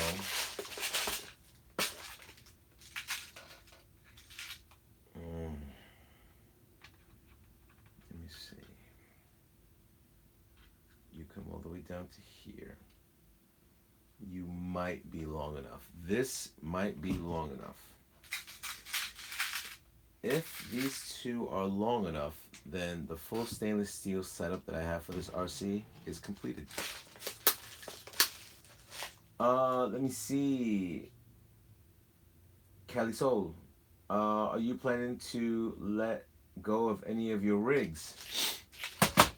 I was thinking about doing a full big set not giveaway, sell one of my rigs. Oh boy, that fell. And the rigs, all right, Gio, I'm going to go. Take care next time. The rigs, tell me you're the right size. No, you are not the right size. You're missing by a few inches. Damn it. That would have been awesome if I would have been able to get that. Can it fit without it? Let me see on the other side. No, because it looks like it needs that type of sides to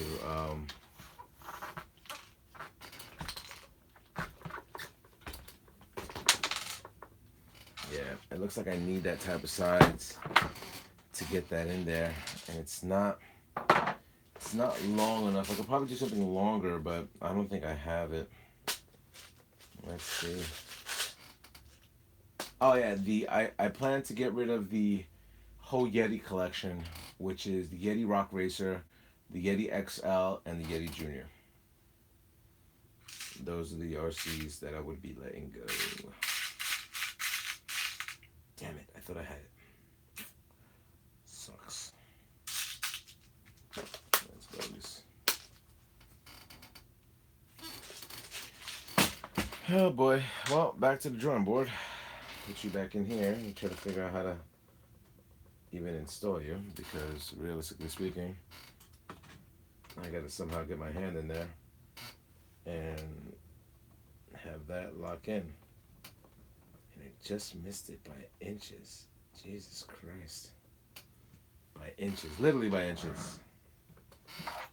Take care, Walk Legend. Literally by inches I missed this thing on. Oh, I got it.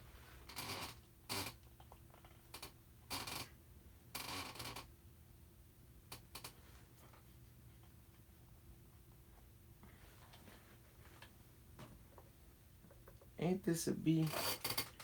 I can't get my hand in there. Jesus Christ. I cannot get my hand in there. So now,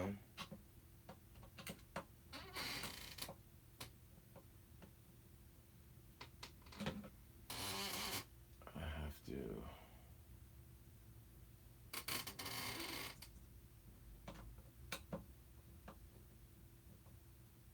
come on, bro. Catch. It won't let me catch it in there. Let me see.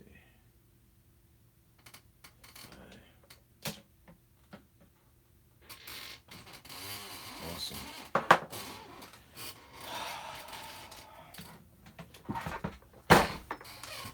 This thing is making me take the whole piece apart, which I am not doing today. There is no way. And I know if I don't do this now, I'll lose that screw, and then I am in a world of hurt. because if I lose that screw, I don't have a replacement to it. And it's the screw that's held up right there, which I'm just going to leave. Come on, buddy. You guys ever do live streams? These are the things that you deal with on a basis where, oh no, I forgot my drill, my thing is magnetized. Damn it. How many people are still in here?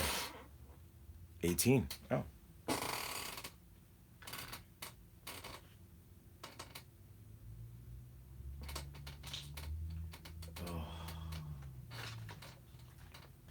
This thing is a pain.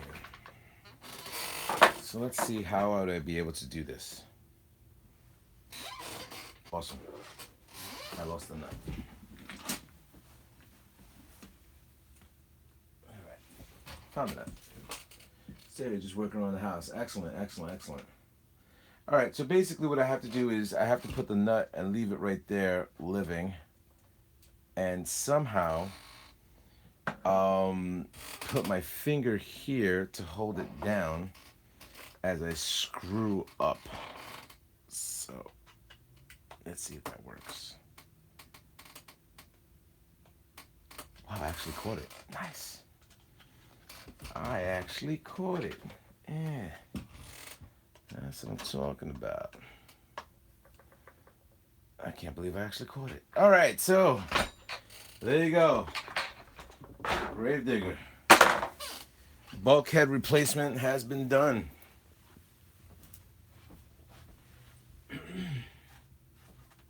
Alrighty. Bulkhead replacement has been done. So let me put you back into your own habitat. Oops.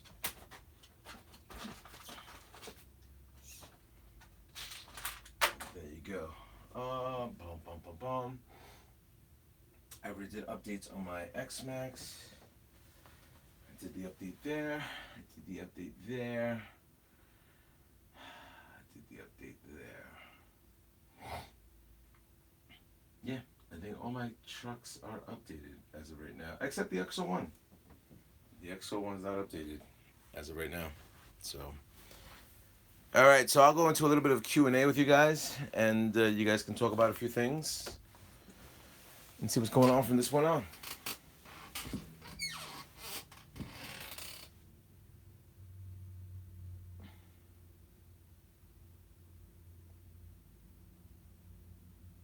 TRAXXAS Master, what's going on? Oh, for you people that are watching.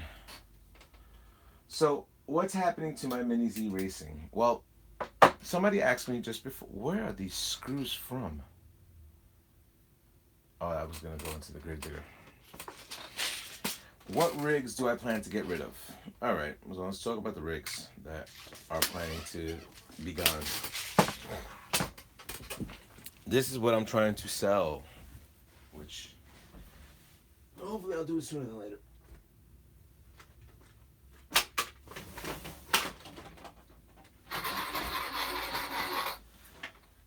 Yeah. There we go.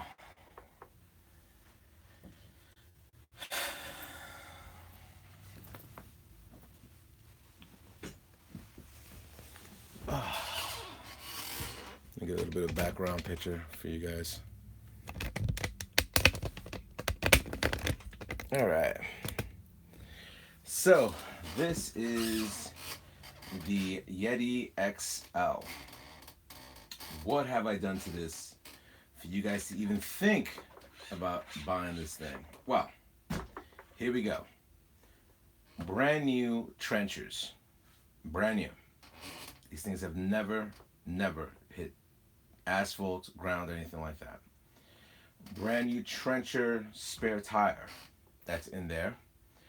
RC screws all over this thing. I ended up putting wire mesh into the Castle Creations which, as you can see, there's the fan right there.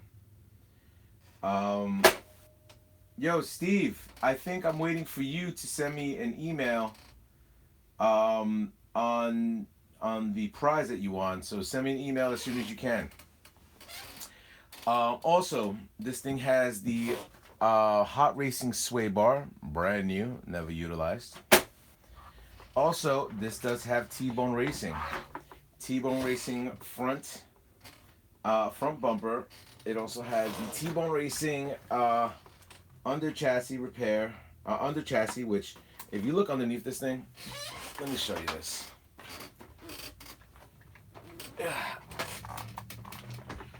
Not a scratch on this. There is no scratches anywhere on this RC. Okay. Yeah, Steve, I think you're the only one that I'm missing. It's geostealthr1@yahoo.com. You're the only one that I'm missing to send this out. As you can see, I do have the protector for the rear axle. I do have the chassis protector, the arm protector, and the front bumper. Also, I forgot how heavy you are. I ended up putting carbon fiber on the top, which I thought was a cool, nice piece to add on to there. But this RC is relatively brand spanking new. Only on the kit you get 17 millimeter adapters. I put the 17 millimeter adapters onto this one. I do have the RPM shock tower for the front and the RPM arms brand new in a box for you guys to utilize. And that's primarily it. Should I keep this and have this go against my new UDR? I'm not too sure, because the UDR, once you take off the body, it looks similar to this. So we'll see what happens at that point on. Okay, I'll send it again. Hybrid. Hey, I'm looking for an on-road basher car. Debating between TRX Rally or TRX Fortec. Between the two, do you prefer one over the other?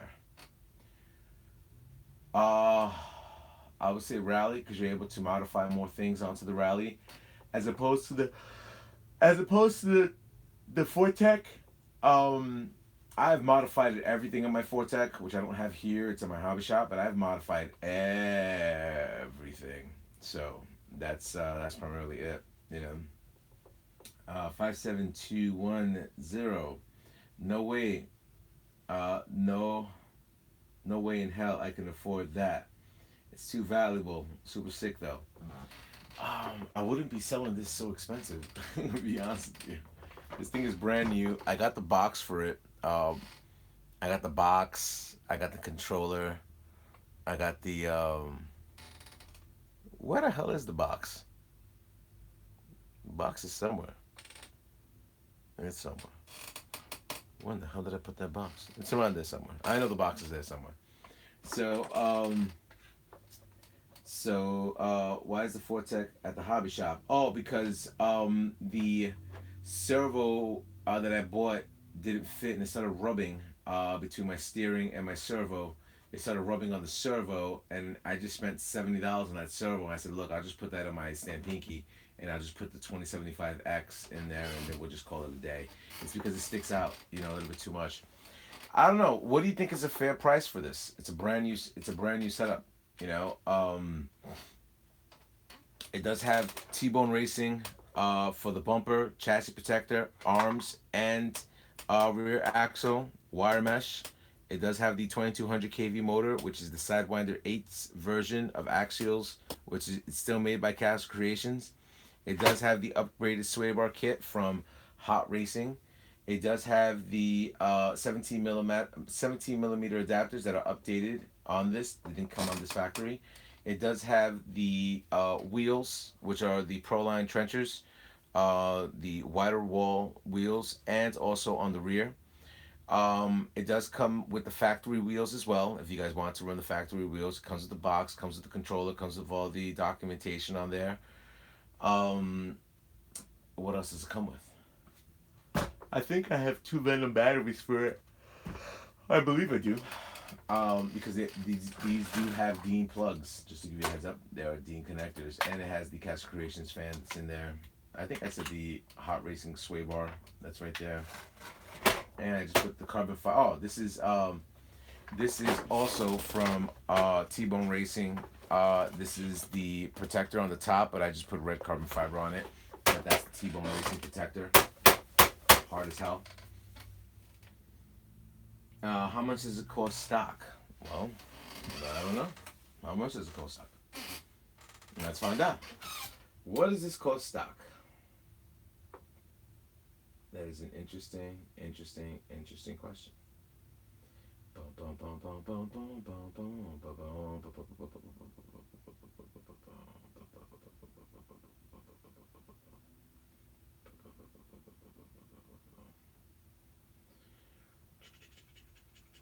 Axial.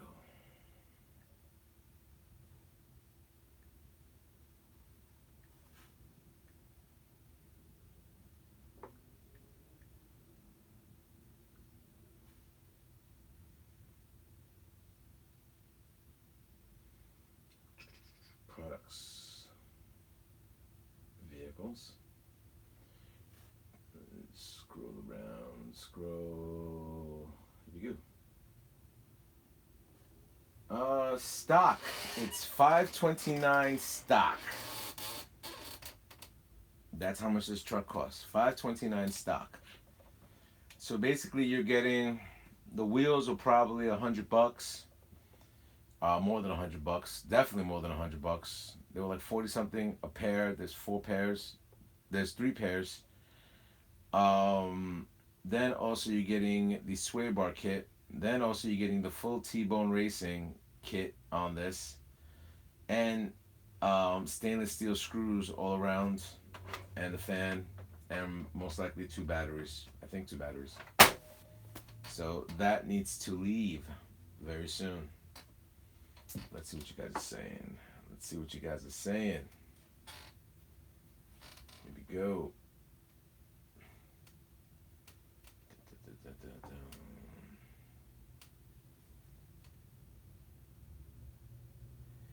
That's, they call it 1/7 scale. I think it's 1/7. I would say 750 or 800. Oh, Nick, are you offering me $750 for this? Is that your going bid? Nick, you're amazing. I'll sign it. Let me put you away.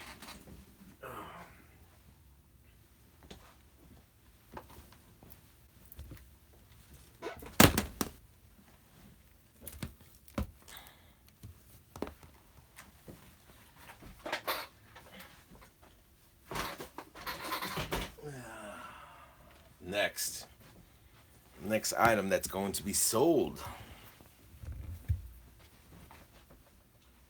Alrighty.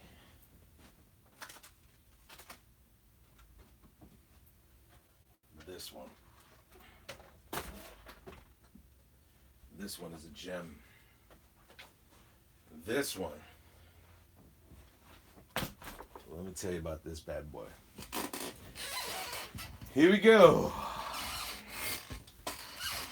What I have in this truck is immensely expensive. All right, so let's start off with talking about the truck. This is the Yeti 110 scale. Just to give you a heads up, I do have an aftermarket body for this. Brand new, never painted. It's up there somewhere. With the brand new, unpainted little man figures that I bought up there as well. Is it me or am I paused? Yes, I am paused. All right. Is everybody talking? All right. So I do have a brand new body somewhere up there that needs to be taken care of. All right. So let's talk about the exterior part of it. These are the Super Swampers from Proline. For the 2 point. These are Super Swamper what? SXT, SL, SX. These are the bigger ones. And also these are 2.2 beadlock Proline rims that I have onto this, which is definitely a cool thing. Now, let's talk about what's in this beast. All right. A lot of stuff in this beast. All right, I can't even. Let's take this top part off because I can't even get to this, to the nitty gritty, and talk about this RC without getting into many details with this. All right, let's start off at the back. T-bone racing protector, which is a cool piece. Aluminum from Axial. Aluminum, whatever this piece is called, Axial aluminum. Also, that's holding on to the arms. Aluminum, which is up here. Don't know what that is called. I did when a long time ago. These links right here are from Vanquish. This car has a lot of Vanquish, just to give you a heads up. This is from T-Bone Racing, like I said, for the protectors. Stainless steel screws from RC Screw Kit. No, the screw kit is from K and K. Also MIP drive shaft for there. We work our way around. You're gonna look at now. Look, if you look underneath it, it's never been utilized. Steel drive shafts. Steel gearing over here. You have a waterproof servo from Savox. You have the aluminum servo saver right there. Also, what else is in here? Steering from Vanquish. The linkages are from Vanquish. The RPM arms, Vanquish steering knuckles. What else is Vanquish on this? I know I have more Vanquish stuff on here that I remember. All I know is that I spent like $1,000 in parts before the RC, and that's for sure. I do still have the factory motor and ESC for this unit as well, with the box and controller. The articulation of this thing is bananas. I mean, let me tell you something. When I did this, oh look, T-Bone Racing arm protectors right there. That was linked over there. And the articulation on this car is just insane. I mean, I was always very impressed of how, this car ended up working itself out. I did buy I did buy. Oh look, stiffer springs for the rear as well. That's what I bought for this as well. Just for it to take more impact. I did buy the Proline progressive shocks for this thing. They're God knows somewhere. Shock towers is aluminum. And I think that's it. And there you go. So this needs definitely a good home to live in sooner than later.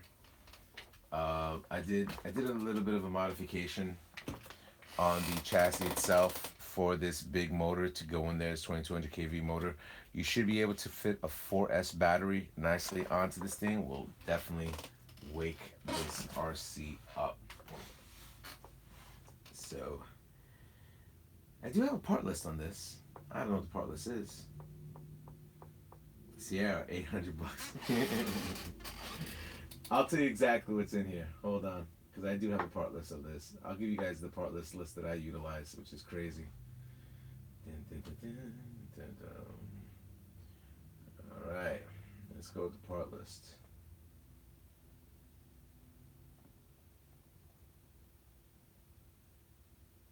Okay, Team K&N hardware, MIP drive shaft, Cash Creation Sidewinder 8, Vanquish front links, suspension rear links, double shear steering rack kit, steering rack, T-Bone Racing front bumper, axle diff plate, front arm protectors, chassis protectors, lower link guards, Savox is waterproof servo, Axio is the link mounts, motor mounts, aluminum, slipper plate aluminum, shock mount plate aluminum, sway bar clamp aluminum, body post mount aluminum, front shock tower aluminum, custom body, scale interior, which I told you about, and the servo horn aluminum.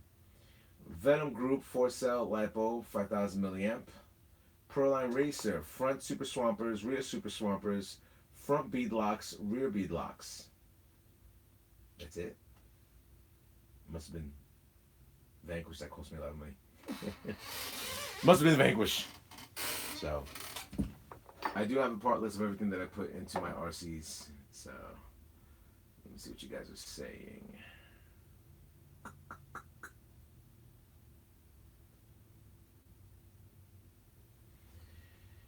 Boom, boom, boom, boom. So that is the Vanquish 110 scale. And last but not least, the Yeti Junior is probably going to leave the fold as well. So why not?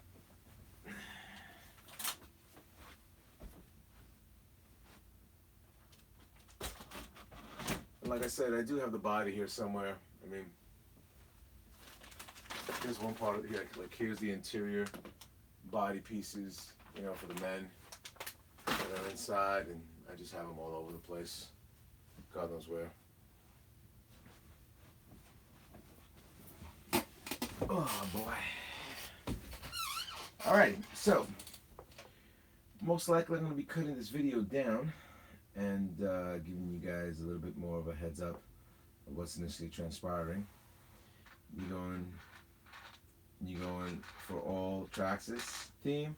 No, I'm not doing all TRAXXAS theme. I am keeping my SEX10, which is that's definitely going to stay where it needs to be.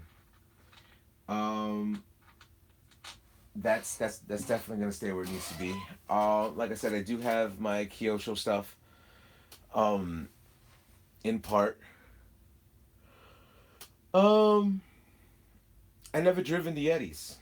I think I drove the Yeti 110 scale when it was stock a few times. Before I had all the T-bone and RPM and all that stuff on there, I drove it a few times. Pretty cool RC. The XL, I've never driven. I got it on an extremely good price, and I never drove it. I started customizing, and then a whole bunch of things started coming out, like the X Max, 6S at the time, and I just got disillusioned, you know, with having that. So that's primarily it, you know. So once again, let me see. You got the one that you could put a short course, that you could put a short course type body, like in the UDR. No, that's the 110 scale that they made a short course body of it. You could possibly put a short course body on the bigger one. Yeah, I'm pretty sure you can. I would love to see the size comparison between the UDR and that one. I think the Yeti is going to be bigger, substantially bigger than the UDR. But you know, we'll see which one holds up better. You know, one or the other. So we'll see what happens. What time is it? Wow, it's 5 o'clock. I've been talking to you guys forever. So just to give you guys a heads up,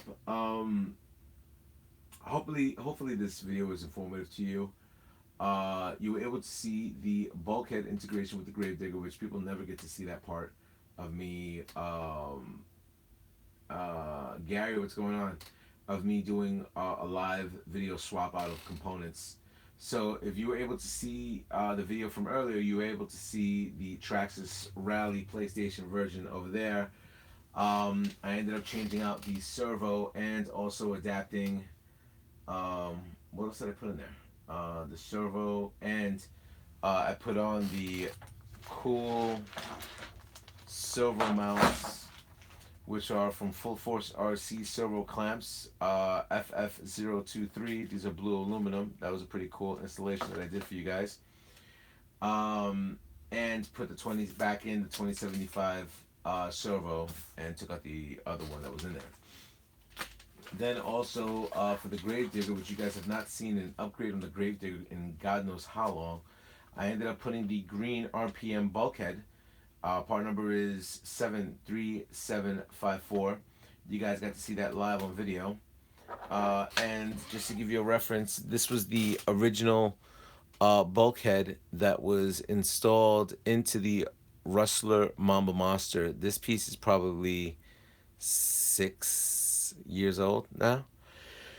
It has gone from the Rustler to the Bandit to the Gravedigger, which it stopped at the Gravedigger, and it'll probably go into the two-wheel drive slash with the big 2.8 wheels on there. So I might put that in there. I've never made a full aluminum RC, which will definitely be something cool to do, just as a trophy RC, just have a full aluminum setup, which is pretty cool. How's everything, Gary? How many people are still watching? Good 20 people and 22 people, and thank you guys for giving me the thumbs up. I think at this point, should I have a drink? Hmm. What do you think, guys? Should I do a drink? Nick, what's going on? Steve says yes. Gary says, of course. Come on, Gary.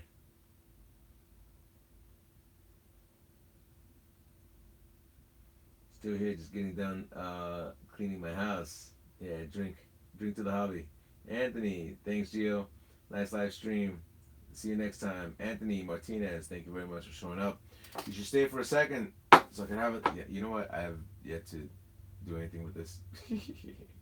I have no cranberry. You know what? It's weird. I should have cranberry. You know what?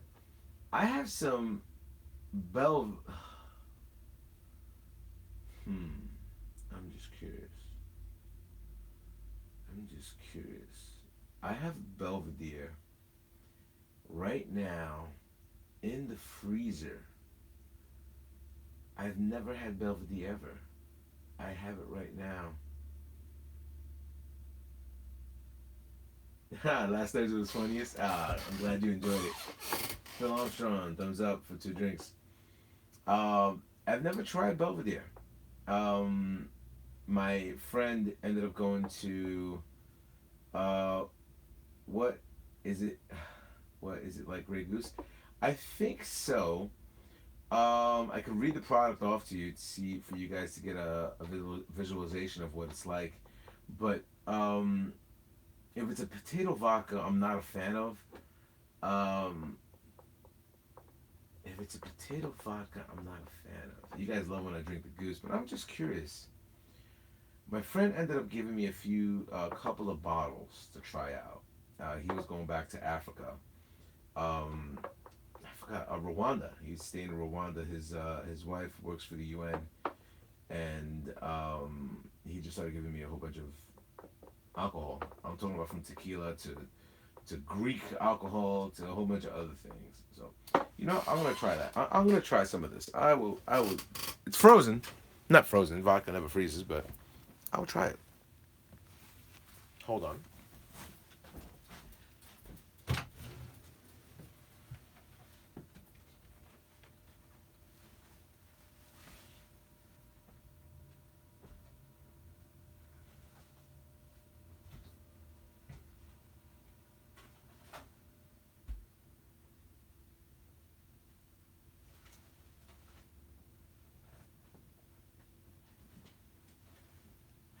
All right. Let's talk about this. Let's talk about this. Belvedere from Poland. Let's talk about this. Wish I could right now, laughing out loud. Longtime fan. Love the passion. Yeah, for the hobby. Keep it up, G. Thank you, Ricky. See the clock. Okay. Bell Biz Devote. No, I'm saying I had it. I think it's like Grey Goose. All right, so let's talk about Mr. Belvedere right here. Never had Belvedere. He gave me a bottle that's full, and then he gave me a half, not even half, maybe a quarter of it was drank. This is from Poland, distilled bottle. I don't know, polo, whatever that's called. 40%, 40% alcohol volume, 80 proof, 1 liter. Okay, we keep it natural, authentic. Authentic. The Polish vodka has been made for over 600 years. Belvedere is unique, thanks to our two locally sourced ingredients. Dankowski Gold Rye, and a pristine artistic water from our own wells. The rye creates a character that the water brings a smoothness. Only Belvedere tastes like this, unadulterated and naturally smooth. Trust your instincts. Imported by Moet Hennessy USA Inc. New York, New York. How can I say something wrong about a New York, New York scenario over here? All right, so here we go. Oof. First time. Let's smell this.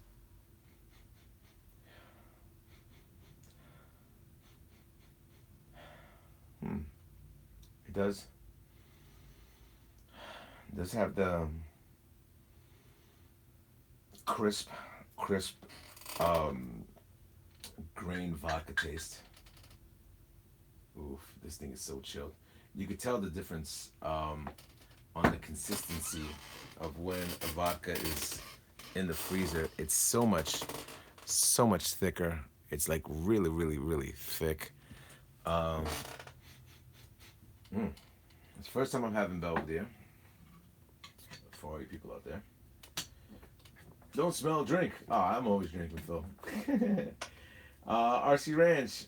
Hey Gio, you rock, man. I love that.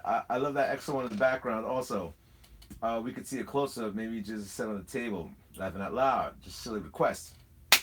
My friend, I was just about to log off, but I will. And cheers to you guys who always customize the channel, customize their RCs, always support my channel. Like I said, we only have we're small, but we're strong, you know. So cheers to you guys out there.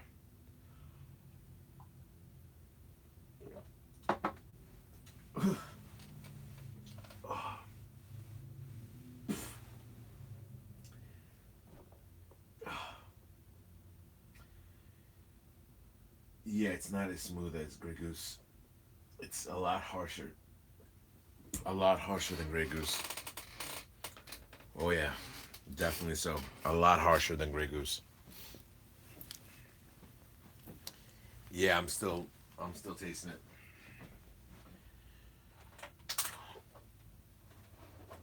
Oh God, this thing is heavy as hell.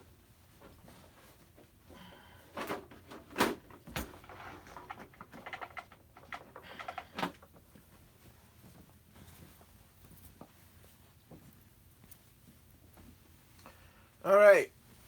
Cool little story about this RC. Cast Creations ended up contacting me because they loved the way I did the paint scheme with their body.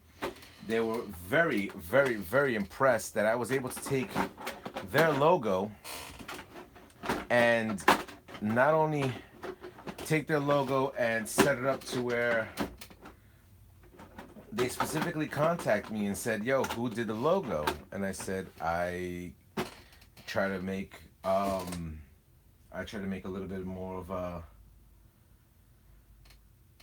homage to you guys because I am running your system in this setup.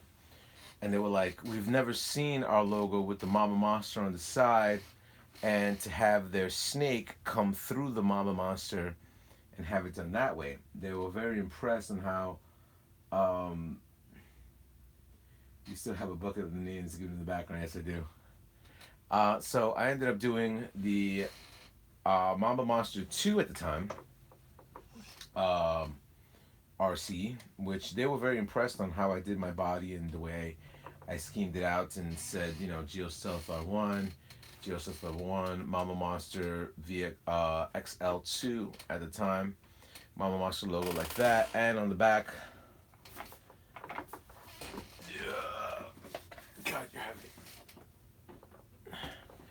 As you guys can see, my license plate, Geostealth R1, and also a company that supported me was High Gear RC, who used to make mounts and a whole bunch of other things. Sad to say that he stopped doing production on his RCs, which I was hoping he would still stay in the business, but he did not. But still cool people. All right, so we'll crack this open. I'll talk a little bit about this, and then we'll move on. I think this is a 38 tooth pinion. Here's my battery mounts. This is my 20 amp servo, no, 20 amp BEC that I have to install into there. This is my cap. My cap, which is a cool thing. I ended up putting a TRAXXAS plug onto it. Once the TRAXXAS plug is put on there, the servo that I have installed in here is probably like $150 Savox servo, which is beast. Things that people will never have on their RC. Well, look at this. This is from High Gear RC. He ended up aluminum yellow, which is a cool piece. There's a few aluminum parts that are over here. That's specifically from his company. That is the XL2 or XLX motor mount, ESC mount, which is a cool feature. These are Thunder Power batteries. These are probably like $190 each. Sway bar kit is installed. Also, on my steering, it's aluminum right there, which made it a lot stronger. I did switch out the this is TQI. I should really switch this out to the new version, which is the one with the whatever that's called, the gyro, whatever you want to call it, installed over there. I can adapt if I wanted to a bigger servo, a bigger pinion, which I'm going to do. There's a few companies that do make different types of mounts. Where am I at with this? It's just nowhere. You know, I do have to put on the end over here for my capacitor. I do have to put the rubber, I guess, sealant over here. Either that or I'm somehow have to configure um, some type of thing to just put over here. Probably shrink wrap or something like that. Configure that over there.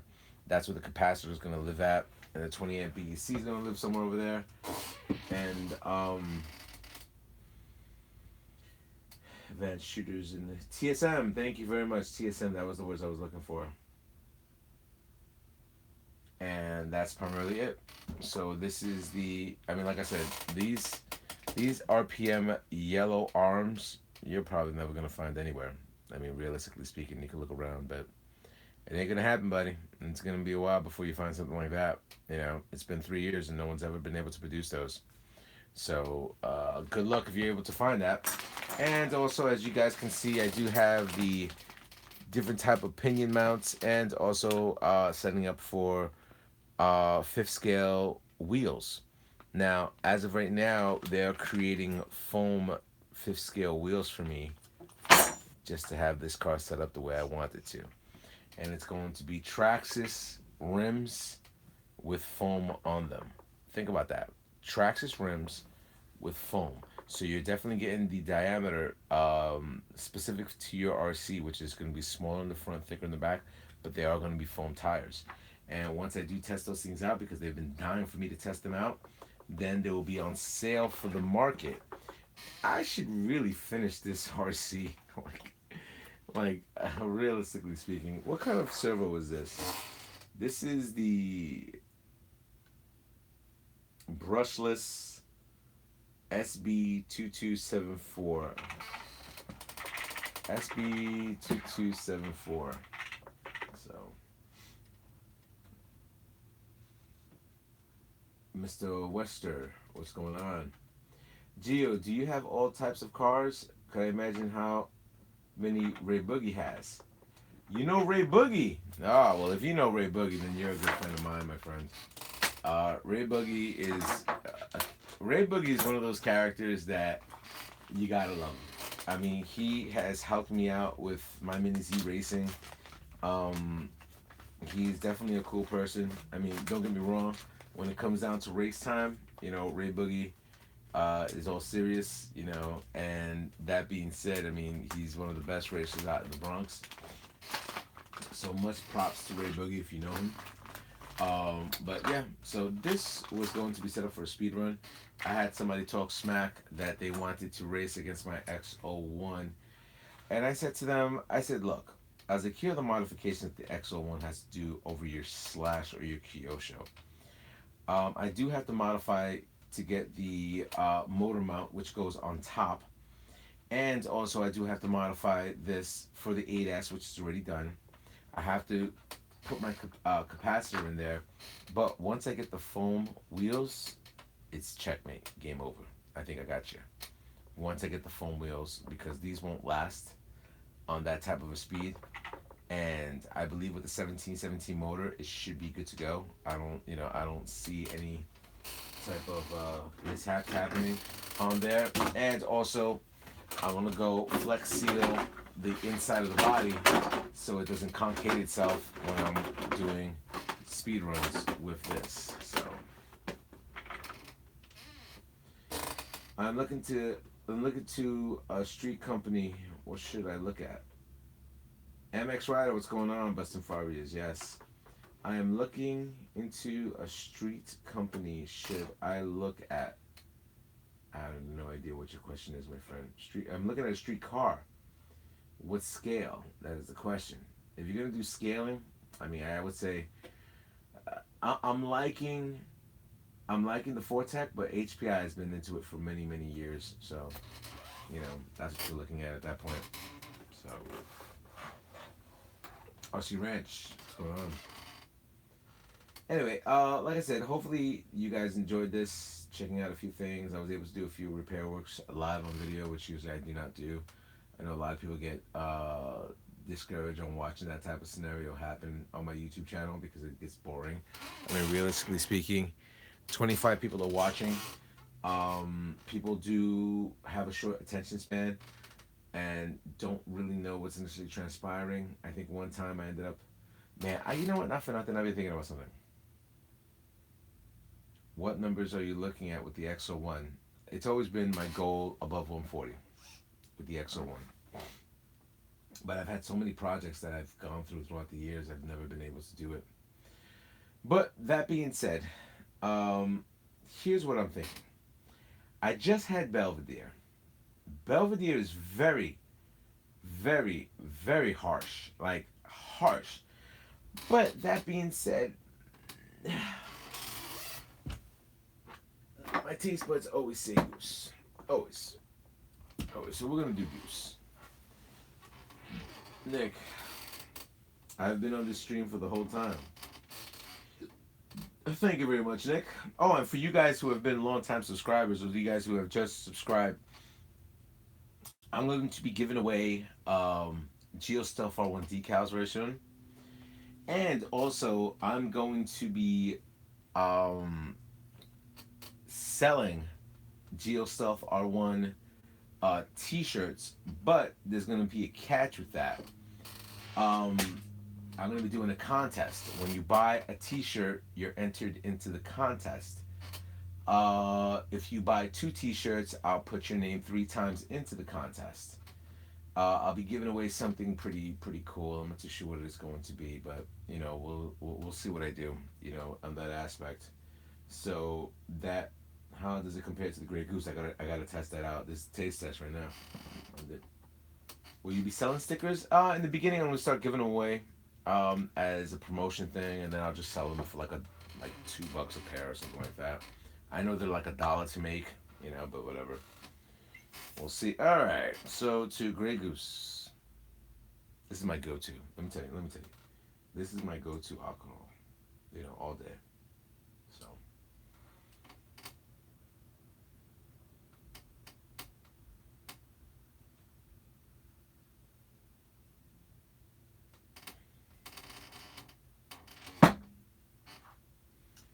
My ex thinks I'm crazy for drinking with you guys.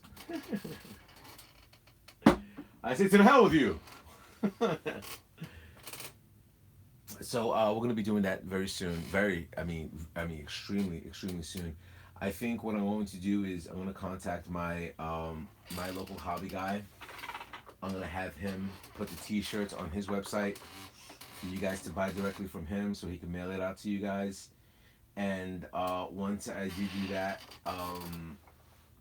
you guys will be able to get it directly from Bruckner Hobbies and stuff like that. If you guys, like I said, if you guys enter, buy more T-shirts, then it'll be, I'll enter you more. And who knows what I'll give away? I have no idea. Maybe I'll give away. What do I have? I don't know what I have. I guess too much crap to even look at. Be honest with you.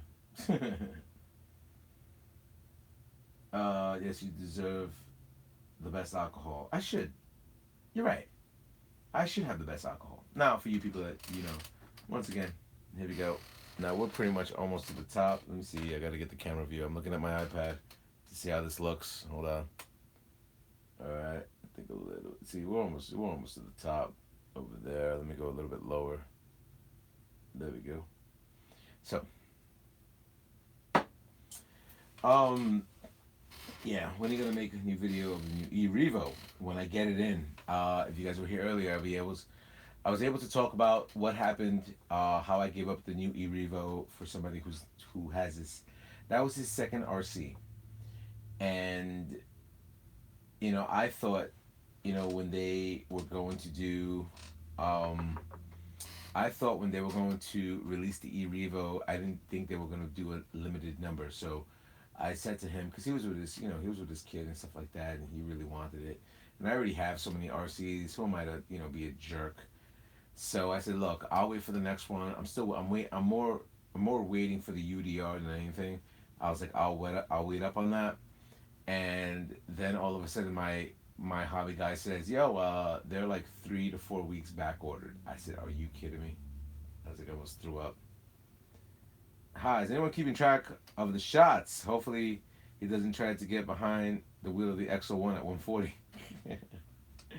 So the t-shirts that I'm going to be making is going to be funny t-shirts. You guys are going to get a kick out of them.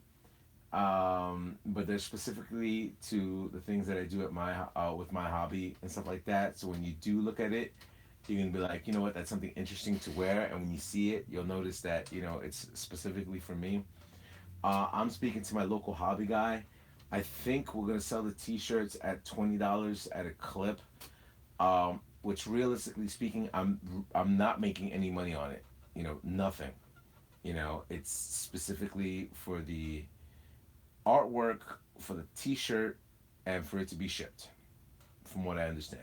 So yeah, it'll be PayPal ready. So I'm only going to be making probably 40 shirts, and that's it. All different sizes. I know most of you guys are probably XLs, or to my metabolically challenged fans out there, or subscribers, you guys are a 2X. So yeah, I not too many mediums out there. So look, here's my taste test. I'm gonna try this, see what's going on, and see if it's as harsh.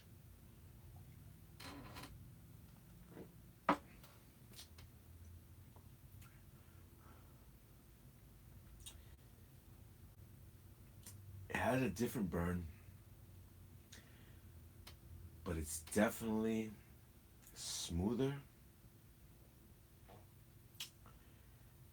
The taste is more consistent of what I'm used to drinking. I usually drink it on the rocks. Um, if you had to give me both of them and I was blindfolded, I would know the difference between the two. The Belvedere is a little bit more like Tito's, my palate says. So I just got notification from YouTube headquarters. Quick pair. Wait, what's going on? Going to try Hot Racing RV0311X06. Multi-mount sway bar kit. Most stuff on the old e-Revo works on the new VXL. Let you know whether it comes out. Yes, definitely so. I would like to see. I have the sway bar kit from TRAXXAS on the old e-Revo. We'll see what happens on the new e-Revo. Busting fire alone. 57210 just got notification from YouTube headquarters. Quick prayer for all of them. What's happening?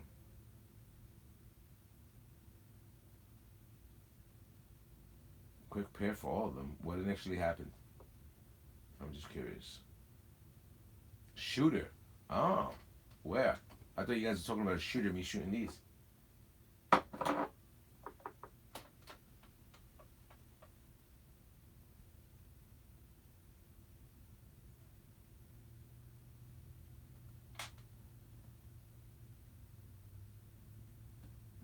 Several hospitalized. Trending. Let's see what's happening. Dwayne Johnson. Let's update this. News.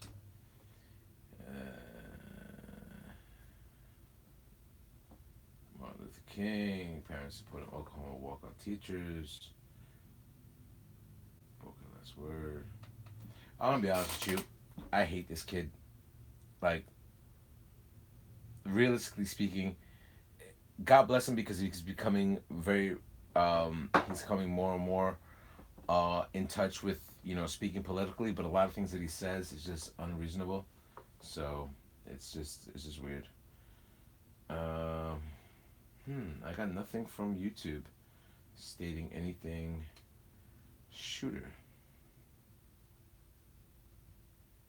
2018. 1 month ago, 2 hours ago. 17th running of this great race.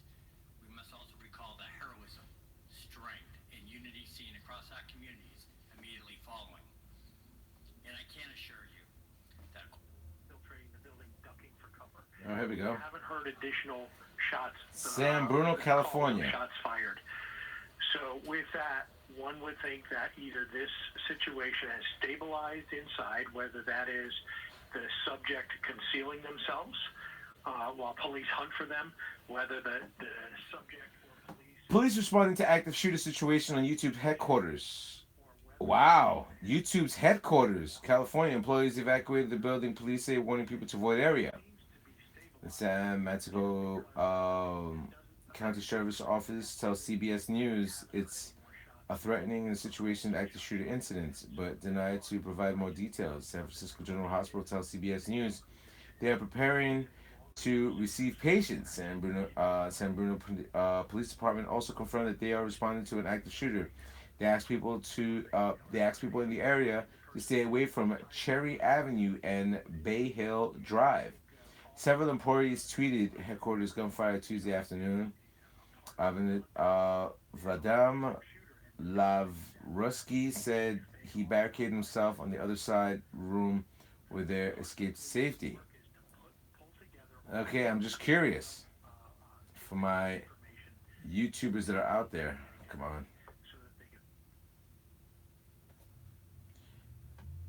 Okay. So now we go into real talk.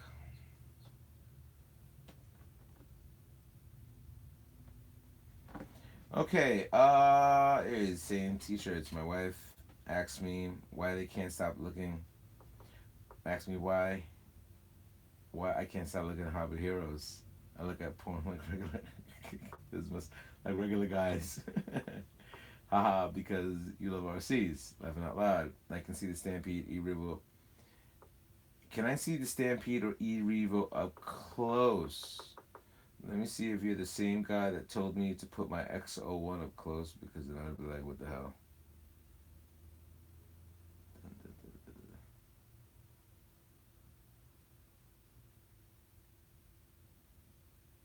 That's RC Ranch that asked me that. Alright. I'll bring up the E-Revo just to show you guys. And we'll talk about the shooting that's happening. Alrighty. For you guys, I'm not going to get to any political stuff. On what political side that you're on, Democratic, Independent, or Republican. But realistically speaking, when I look at scenarios with, gun control and everything like that, I think of the realism of what is gun control. Gun control is mostly not putting these type of weapons into the hands of people that shouldn't have them. Now, that being said, gun control, from what I understand of what people are trying to say, is you have to regulate what's initially transpiring with gun control. Now, that being said, regardless of, you taking an automatic weapon or just a regular gun, it doesn't really matter if you want to do mass killing. Why? Because when you look at like a lot of mass killing, you just don't have to look further than Stuff like the bombing in Oklahoma. You know, the bombing in Oklahoma was devastating. It was devastating to many people. It was devastating to a lot of scenarios that happened over there. And that was utilized by no gun.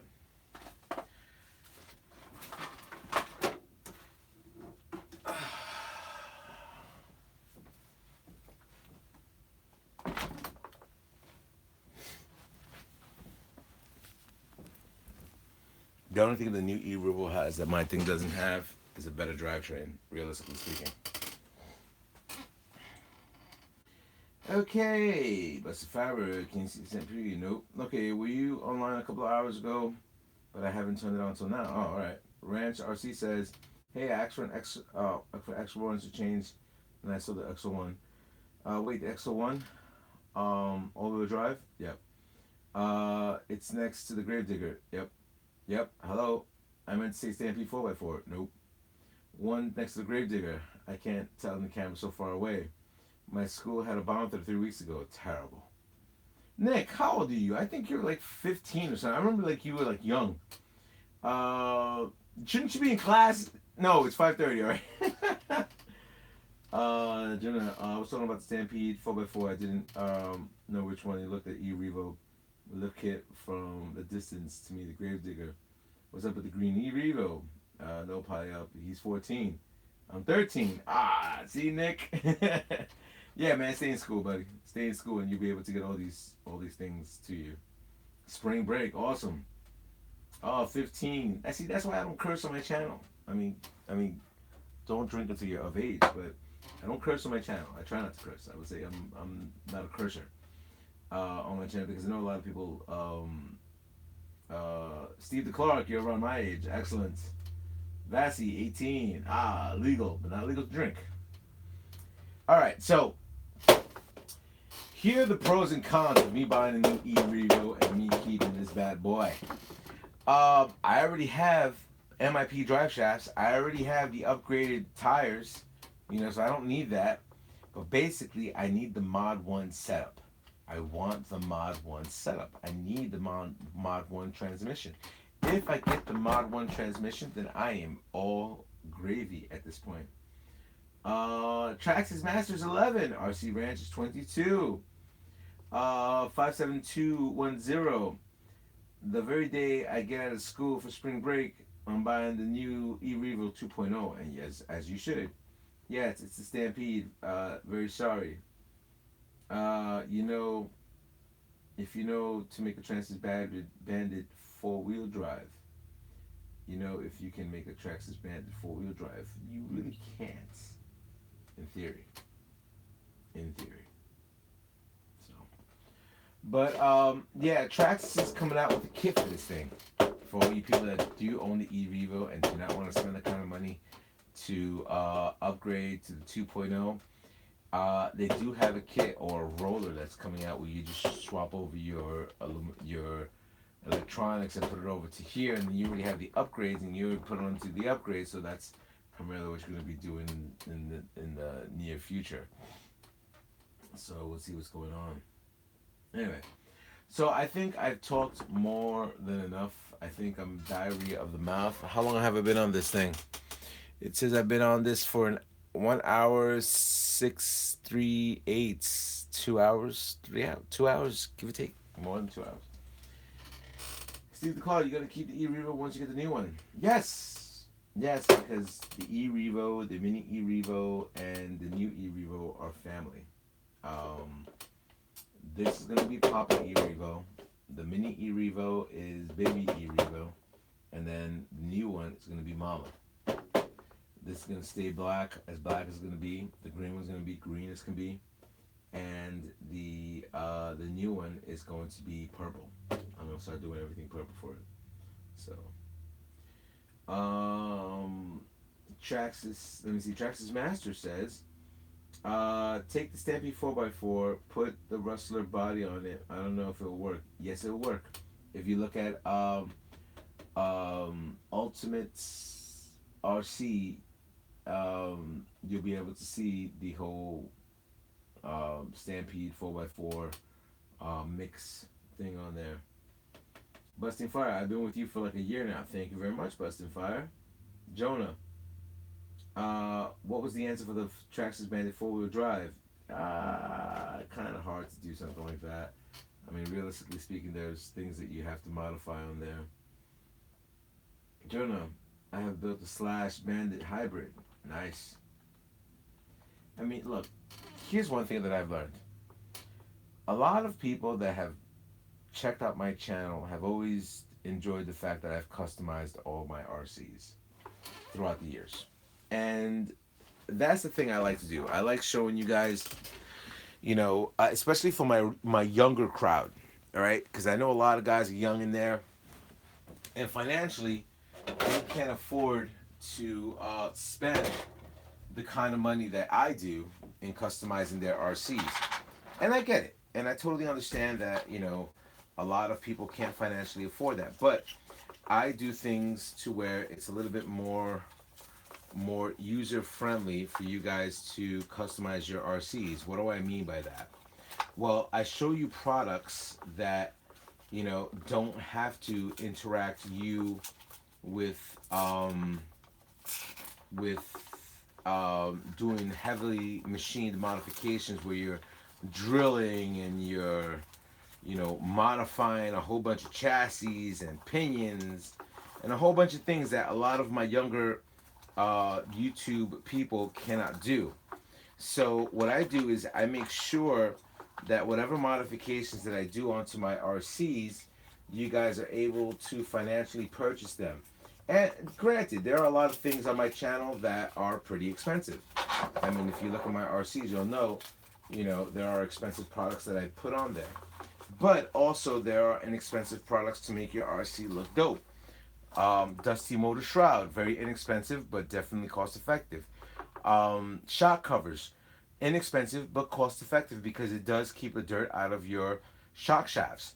RPM parts, it does save you money on the long run. So these are the things that I would want you to get. So in the long term, it's financially. You know what? I was about to slide this in, like if it was the 2.0.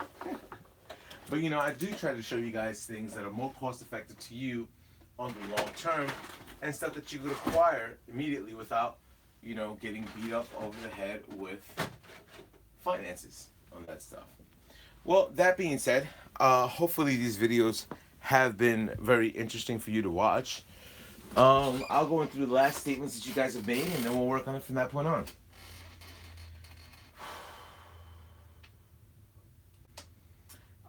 Jonah, slash parts in 04 corners from the ape arms down. Brighton, hello. Jonah, I got started receiving younger. What? They got to start receiving younger. I wish I would have known about it when I was like 5. What? The best racers by now. I'm already in 4th. I've been racing for 2 years now. And of course, awesome, Jonah. Of course, the top 3 guys are very cool. Guys have been racing since I was 3. Cough, cough, X Max. Laughing out loud. Are you on Facebook? No, I do not have Facebook. What is a good price for a brand new old brushless C Revo? I think the lowest price I've seen them is for $350. Peace out. Yeah, Randy, have a good one. Jonah, that we have to start getting into the RC hobby younger. I think that's why TRAXXAS released the TRAXXAS brand. Nick, my trucks are slowly getting upgraded because I'm not as old enough to get a job yet. Nick, you have been with me for a little time now. Like I said, the stuff that I tell you to get is inexpensive, and also, yeah, man, do your thing and upgrade all your things that you can. Busting Fire, BI. Phil Armstrong, great live chat as always. I'm out. Have a good one, Gio. Thank you very much, my friend. Phil Armstrong, thank you very much. Jonah, anybody else that has been in another shooting? TRAXXAS Master, I'm trying to make 100 mile per hour slash 4x4, but I'm about to get 60 and then tires take off gearing. Tires, but then tries to take off gearing. tries to take off. Like fly? I'm curious. Jonah, guys, is there an active shooting YouTube headquarters? This is not a joke. Yeah, there is.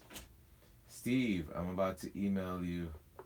See, somebody didn't get monetized. That's why you see the shooting. No, I'm just kidding. God forbid. Let me see. Steve the Clock, I'm about to email you again. Try another email. Try both. Try. You know what? Let me check my. I can't check right now.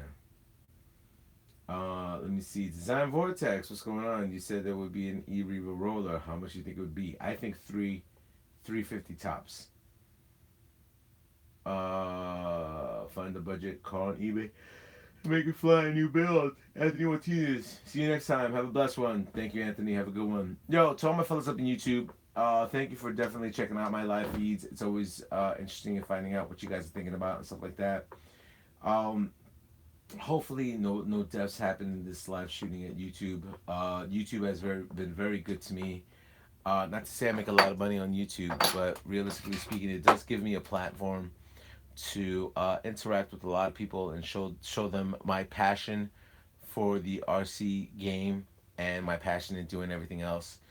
And also, it's kind of a sad scenario that people are that unstable that they would have to pick violence to other people and maim and harm and kill than any other thing.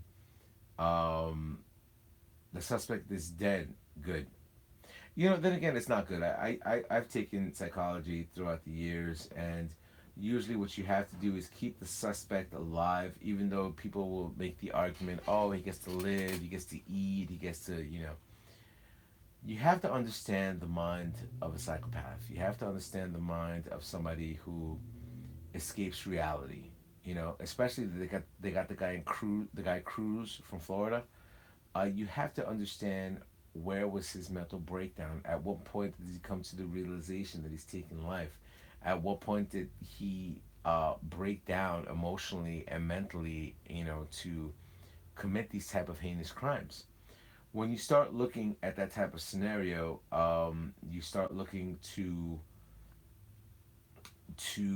examine what are the preventative measures of that. So that's just my take on it. It is what it is, and how you feel about those type of things. So anyway, how many bodies are in here still? My 18 bodies. Here we go. I'll read the last few statements and we'll get it going. TRAXXAS, tried that. Jonah, I'm going to check out my other subscribers. Have a good day, bud. Thank you very much. Gary, from what I hear, it was a girlfriend shot her boyfriend. Good. No, that's fucked up. That's messed up. But good.